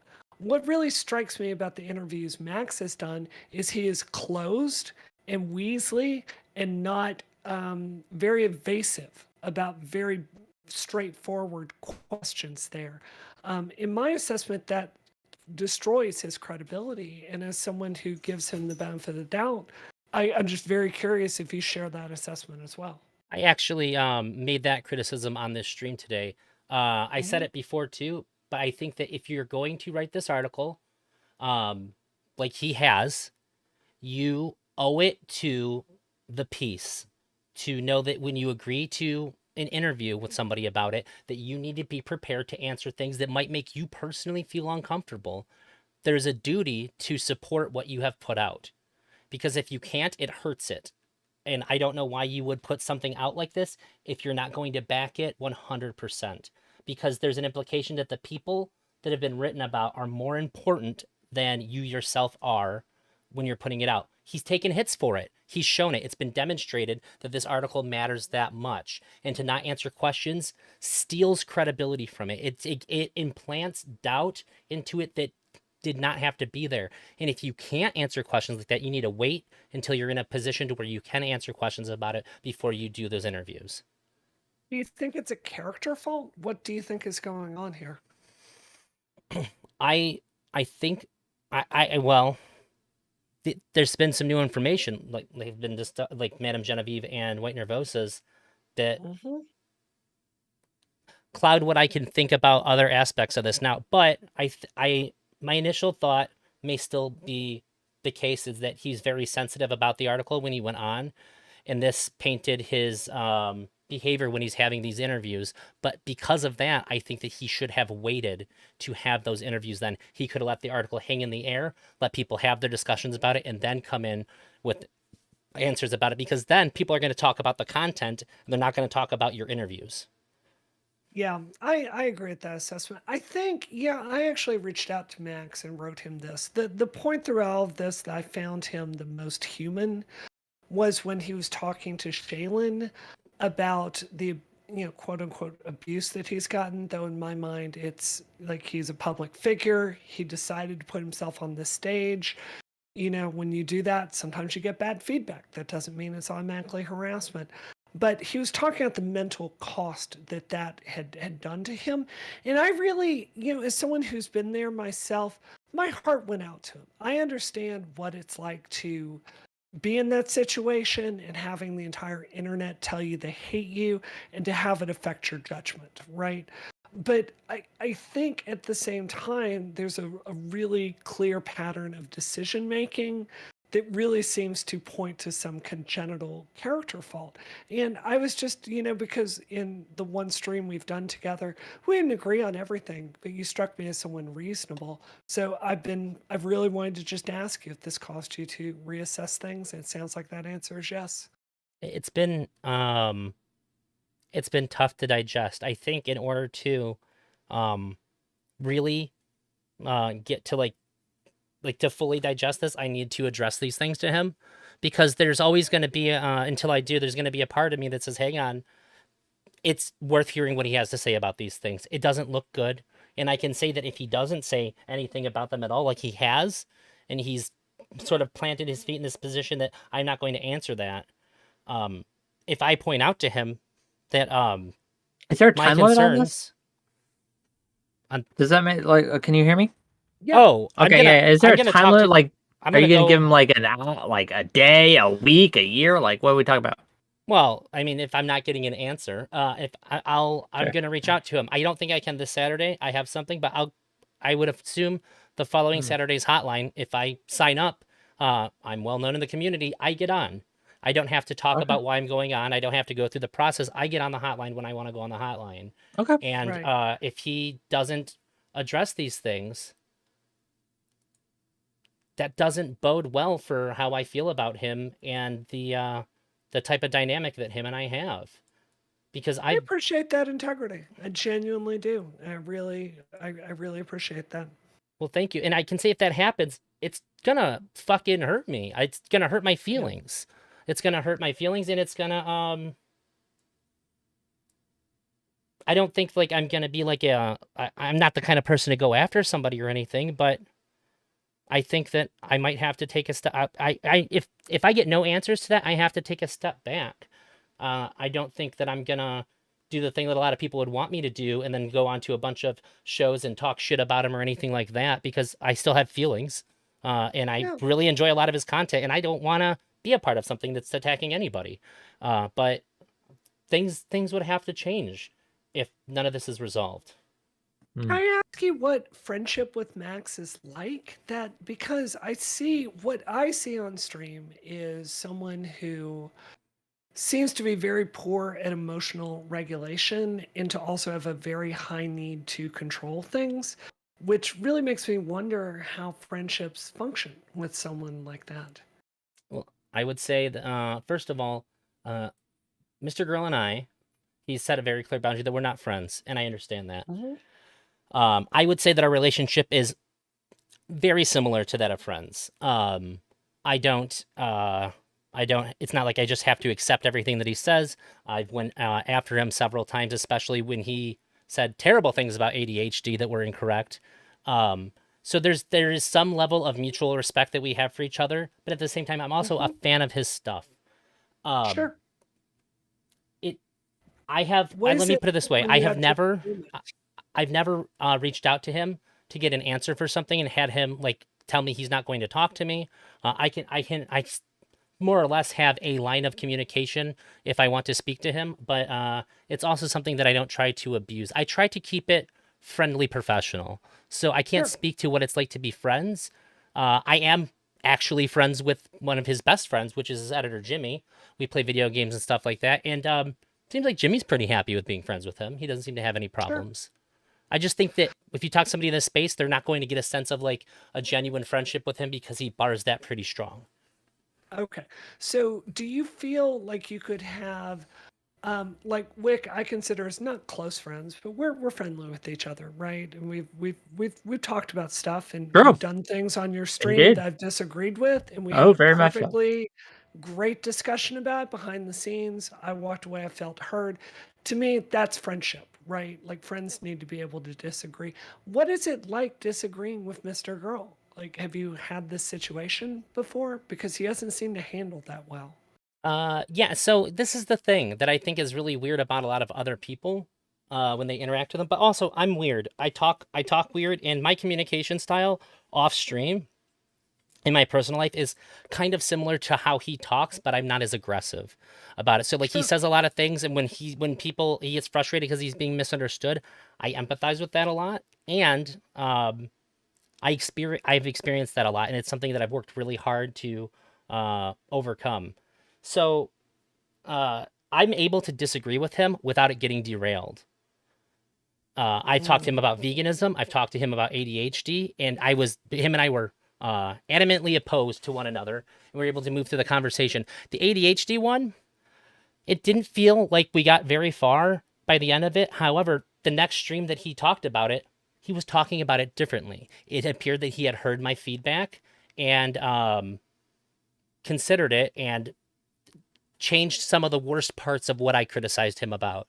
So I saw that as a sign that he was hearing me. He did acknowledge it, and while he didn't want to say "fine, you're right" or whatever, did take into consideration enough to make those changes. However, it could have just been not me, but that's how I interpreted it. Yeah, the timing was pretty convenient, at least.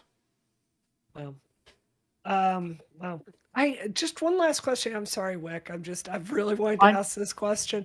Do it. What attracts you to Mr. Girl?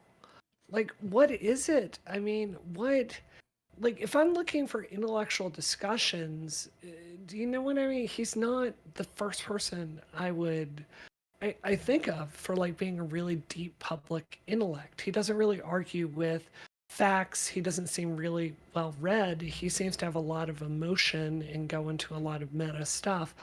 What is it that just attracts you there? So, for one, I do really like meta conversations. I'm a big philosophy nerd. And I also value, I don't like that in today's world, we can't have an intellectual conversation that's devoid of feelings. I like it and respect it when people acknowledge their emotions about things because it clears away a lot of the bullshit. If I'm trying to argue with you about something and I can't get past a point because you're emotionally hung up on it, if you just tell me that, oh God, breath of fresh air to me.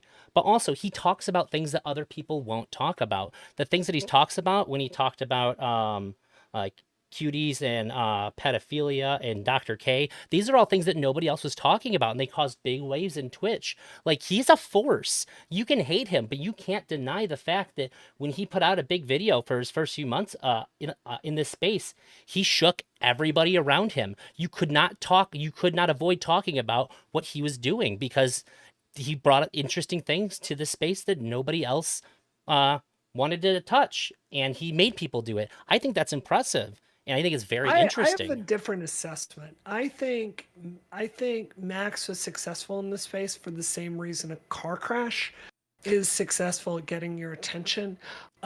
He said some stuff that was utterly surprising why he got thrown off of most of these platforms, right? So I think it's not that I don't think that there is a discussion to be had about any one of those subjects. It's that I found his style of doing it to be so emotionally loaded that there was no policy discussion there. It's all his feelings. And this is going to be my limitation in this space as I participate in it.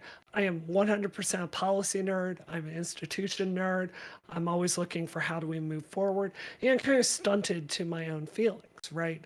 So, maybe it's just a difference of communication. Like, this is why our debate went so bad.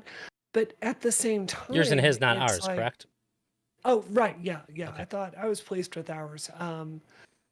But it's just, I don't know. I see him as being, he and Lav have cooked something up where they can ride being the villain of Twitch Paul until the end of time, baby. They're our Skeletor.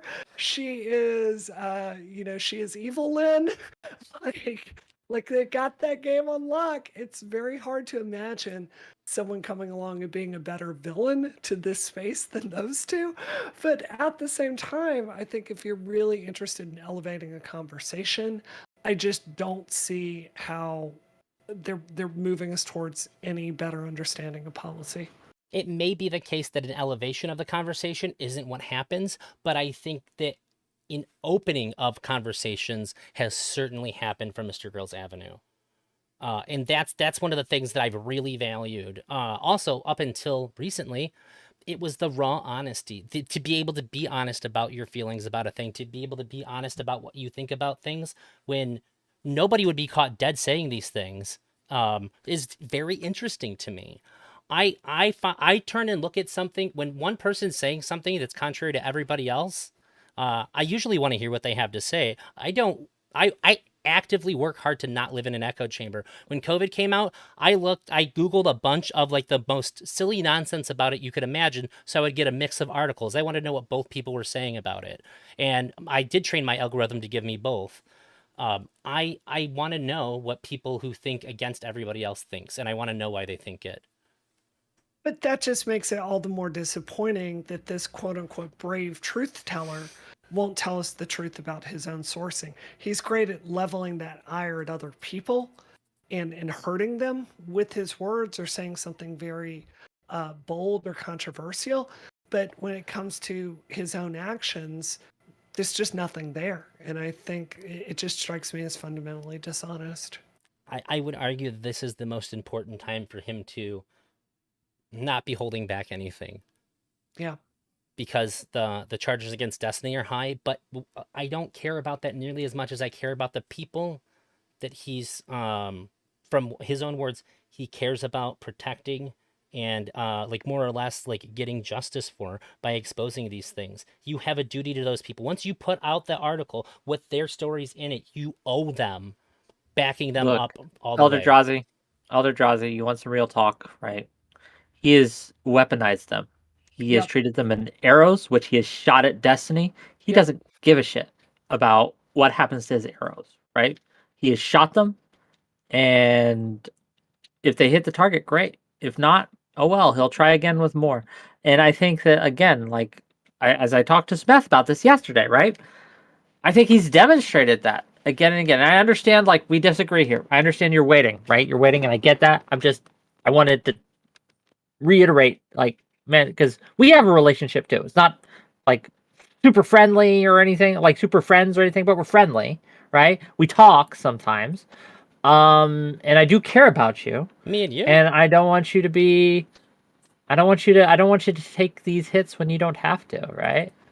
I've literally called you my friend. We've had a conversation. Yeah, And yeah, you've yeah. said to me we should be friends, and I agreed. And I Yeah, yeah. consider you a friend. I'm hearing Yeah. you. But I need you to know too that if anything were to ever happen where a bunch of people were against you and somebody even showed me things that suggest that you're Yeah, acting yeah. poorly, I'm gonna talk to you first. I'm gonna say this is what I found. I understand. I Explain understand. I this. understand. I get it. I'm not saying you shouldn't. I'm not saying Yeah. you shouldn't. I'm just giving you my read because I didn't have an opinion on Mr. Girl before my interactions with Mr. Girl. Sure. And I understand when you were in a space, it's sometimes very hard to see it clearly. You're amongst the trees, they're all around you, and it's hard to see kind of the forest in and of itself, and it can be difficult. So that's all. Anything else for I us? hear you. I'm good to go. Thanks for letting me on, Wick. Brianna, always a pleasure. Thanks for. Well, if she's still watching, I appreciate her coming in to address those things because I think that's valuable. True. We have some other callers, but I'm tired and I'm hungry and I want to do other things. Where are we rating to, Elder Drazi? Or first of all, where can people find you? I'm Shout your Elder stuff Drazi. out. I'm on Twitch. I'm on YouTube. Just Elder Drazi, and on Twitter. I got a pretty big lineup for this week. I'm talking to Reservoir. I'm talking to Beckett and Smith, Irrelevant, and Big Nick Energy. And I are going to be talking about male sexuality at 8 p.m. on Saturday. Men aren't open with women about it, and they sure as hell aren't open with each other about it. So we're going to talk about that. And by the way, Wick, I just want to say congratulations. I just seen that you got your, I guess it was at the end of March, you got your money raised for your teeth. Congratulations, man. Hopefully, I'm still looking around for someplace that can get me in sooner rather than later. If worst comes to worst, there's a family dentist or my family knows in Idaho, and I'll just make it a whole trip, right? Like I'll just make it like a vacation. But I don't want to do that. I'd rather get a local place, just because it'd be quick. I'm looking. Okay, but yeah, thank you for that. That was You're great. welcome. I just had a tooth pulled that I could have saved if I had the money. So I'm very Yeah. sympathetic to what you got going on, man. And Yeah, congrats. yeah. Hopefully they don't find any other things messed up in my mouth when they go in there. That's my fear. But I think we'll see. Gang, if you like this content, if you enjoyed the show, if you're watching on YouTube, hit that like button, hit that subscribe button, give us some views, right? Okay. If you're on Twitch and you haven't followed me yet, what are you doing? Hit the follow button. If you want to sub to the channel, feel free. We got some banger emotes. We're not having a stream tomorrow. We're not having a stream Thursday, probably, unless James from the internet gets back to me. Friday, we're going to be having Sonsol, Big Nick Energy on. We're going to have Falsers. We're going to have a few others on. And we're going to be talking about whether or not the left is engaging in stochastic terrorism when it comes to their trans-genocide rhetoric. Has it led to actual violence, and will it continue to do so? Sonsol says yes. Sonsol says Vosh is a stochastic terrorist. Not everyone agrees. We're going to talk about it. It's going to be fun. Gang, we love you. Well, who are we raiding out to? Give me a target. Reservoir would probably use it. Okay, let's go to Reservoir. Hell yeah. Thanks, Wick. Okay. Peace out. Boom, boom, boom, boom, ba-dum, boom, boom, boom, boom, ba-dum. We're waiting for the raid. Wave goodbye. Bye to the people. Bye, bye, bye. Bye. Goodbye.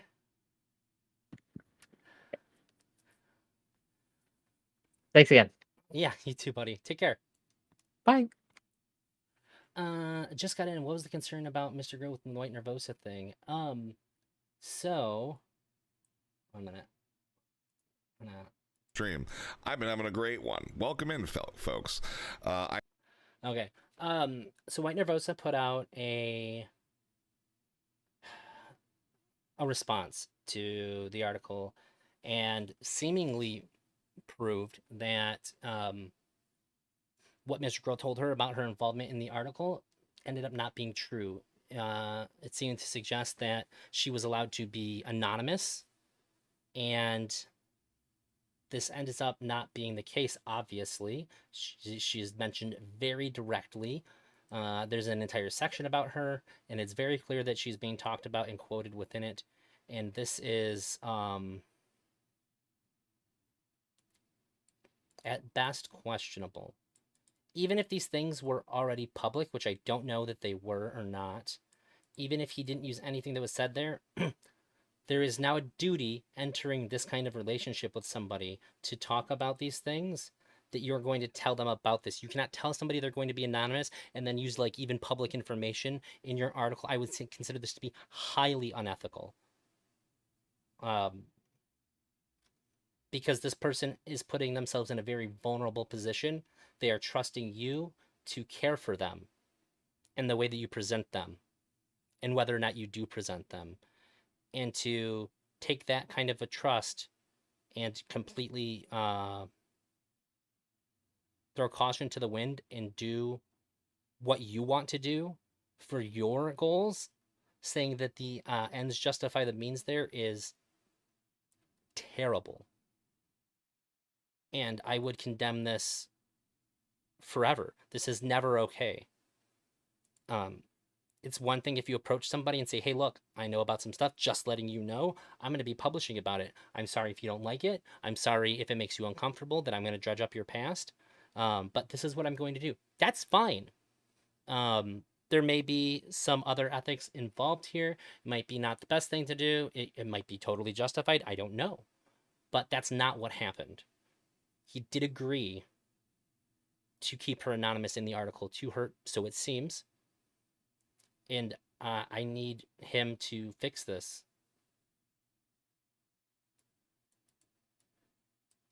Sure.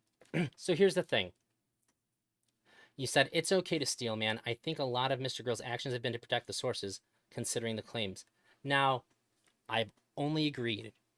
When I heard about the White Nervosa thing, I didn't see the contents of the response, and I was just like, yeah, he's not going to say anything about it because he doesn't want to like attack the victim. However, this victim is now attacking the entire integrity of the article, which means they are attacking every other victim whose story is told within it. And if you care about them, you have a decision to make. Do I care about everybody that I've written in this less than I care about protecting this one individual? Because if you don't respond, and that's the only voice that's there is saying that we had an agreement and it was violated and I was told this and then this happened, I have to consider now the possibility that this has happened in every single instance within the article. And he needs to fix this. He needs to provide something to show that that's not what happened. Because without that, the article loses all credibility. Because if it happens once, there's no reason to think that it wouldn't have happened again. And if we're only being told that it happened and he's not saying it didn't happen,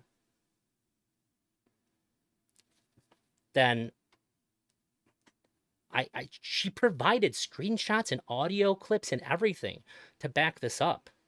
He doesn't just need to have an answer, he needs to have a good one. Which victim named in the article sides with his narrative? Lav, the DDoS kid, I don't know if he was reached for comments at all. But, so, assuming that the people in the article cooperated with him at all, I would say this is an implicit siding with the article. Okay? And unless they come out and say something otherwise, I would consider them to be siding with the article. Well, not just so Lab. Well, maybe there's a delay or whatever. However, when somebody comes out and says the things that White Nervosa said, and then after hearing what Matt and Genevieve said, these are now two people who have said that they were misled about how the contents of their conversations with him would be represented in the article. This is bad. This is very bad. And I want him to fix it. I have to believe that there's something that he has that he can say or do. And if he can't do it without feeling weird or icky or whatever, that's on him. I asked her if she thinks that, like, there's no room for it to have been a misunderstanding insofar as that he never said that to her. He just said, go talk to Lav about it. That's concerning. If he had told her I misunderstood or whatever, fine. I'll take him at his word on that. No biggie. It's all good. But he has to respond. If someone implies me as a victim and I don't agree with the narrative and that person brings up that narrative, then the person bringing up that narrative fucked up? No, I don't think so. I think that's okay. I think it's okay for them to tell things from their perspective. But if they said, if you said, hey, I'm okay with you using me in your thing, but I don't want to be framed as a victim at all in it, and they go, no problem, I'm not going to do that. I'm going to just put what you told me in here. I will not frame you as a victim. And then they specifically call you a victim after the fact. That's wrong. That's fucked up. They're allowed to disagree with you. They're allowed to say, like, well, I understand you don't think that you're a victim, and this is all on the record, so I'm going to frame it how I think it should be framed. That's fine. I don't mind. I don't think there's anything unethical with that. But that's not what happened. It was, that's just, yeah, it's just not how it played out. I got a lot of stuff coming up this week. I know Jacob just got here, so I don't know if you're aware. I kind of said it earlier. I'm talking to Reservoir tomorrow, 7 to 9 p.m. EST. I think Thursday for Beckett. We didn't actually hammer out the time, but I told him Wednesday or Thursday. I had to get back with him. I got back with him today, so I'm waiting for his response. It should be Thursday evening. We're going to talk about religion. I'm super excited about that. Reservoir, we're just going to talk about a bunch of shit, I'm sure. Friday is my React stream, followed by talking to Jebtan. I can't believe I didn't say that on Wix stream. So I have my React stream. If you join my Discord, you can put like any kind of videos or anything you want me to go over. Sort of like a community building thing. I get to see the things that my community members like. We get to interact with like whatever the kind of content, whether it be music or like a video or like some clips or whatever. So we just kind of share shit with each other. And then a half hour after that ends around 9. Jebtan and I are going to talk about polyamory. And then there is the male sexuality stream. It's not a panel, but there's going to be 4 of us talking about how our sexuality has like influenced us, our internal feelings about it, how it leads us to interact with members of the opposite sex, members of the same sex, just what it is and how we deal with it and how it I guess like shapes us, because people don't want to talk about this. It's uncomfortable for them, but I think that it hurts. I think it hurts everybody. I don't think that it just hurts men. I think it hurts everybody that these things aren't talked about. I think it makes us keep too much stuff in. I think it makes us confused, and I think it makes us embarrassed and ashamed of things that we really shouldn't be embarrassed or ashamed of. So I'm really hoping for a really good, interesting, productive conversation from that one. And I believe that's starting at 8 p.m. EST on Saturday. You can stay up to date on Twitter if you want to get more information about any of these things. I usually post about them the day of with like specific times and all that. I'm going to get out of here now. I miss my wife. She got out of work while I was still streaming. She's having a tough day. And I'll probably talk about that a little bit on Friday. Thanks, Jacob. But I hope you guys can join me for these other ones. They're going to be a lot of fun. The one with Beckett, when we talk about religion, I'm like thrilled for. I've never talked to Reservoir on stream. We've talked in Discord a little bit. And I think he's a great guy, as far as I know. Oh, and Sid, you can message me on Discord or in my Discord anytime you want, buddy. As far as I'm concerned, can I do this? I don't know if I have the authority to like make people VIPs in here, but if I could figure it out, you'd be a VIP in my chat, my guy. You've been a viewer for a long time, and I've really enjoyed your all your input and everything. What's that? Oh, I might have clicked something I shouldn't have. Oh no. Oh, okay. You will not get timed out for the next 60 seconds. Okay, cool. Yeah, if I ever figure out how to VIP people, you're top of the list, buddy. And I still want to do that music stream too. In fact, on Fridays, that's a great time to give me music to listen to. I know you're really big into music. Put stuff in my streamings. Everybody sends me music. It's crazy. I can only stream it on Twitch because I keep getting copyrighted on YouTube.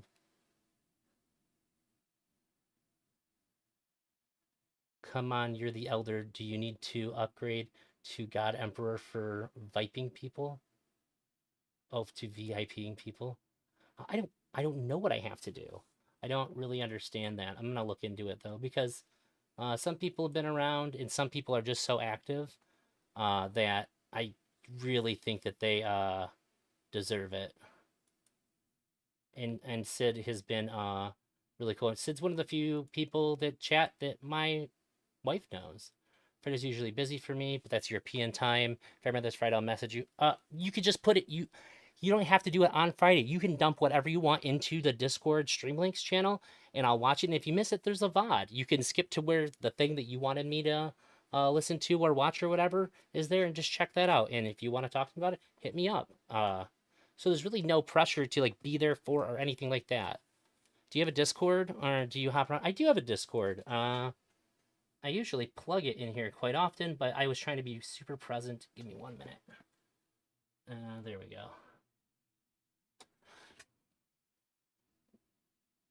Yeah, please join the Discord. Put stuff in the React stream links. Feel free to talk or whatever. It's I get notifications on my phone, so I'm there. I check it out whenever I see anybody's posted anything. We could use more people. a lot of people are just content creators, and then like a couple of people are like my personal friends. So the number looks a little inflated to where like the actual number of people like who watch my content that are in there. But we're working on it. I'm working on it. I need to get somebody's help to make it look a little bit cleaner, a little bit better. But yeah, thank you. Those are all my doggy. If you go to Twitter, I just posted a new picture of her recently. That's my dog Kiora. I think one of them's Annabelle. I saw you did the reaction phrase. Yeah, the people that like it really, really like it. And if somebody's new, I think it's a good way to get people just a little bit more involved. You should be able to do it in the roles tab in your creator dashboard. Oh.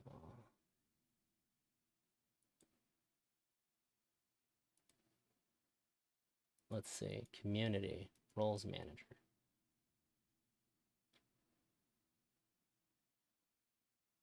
Oh.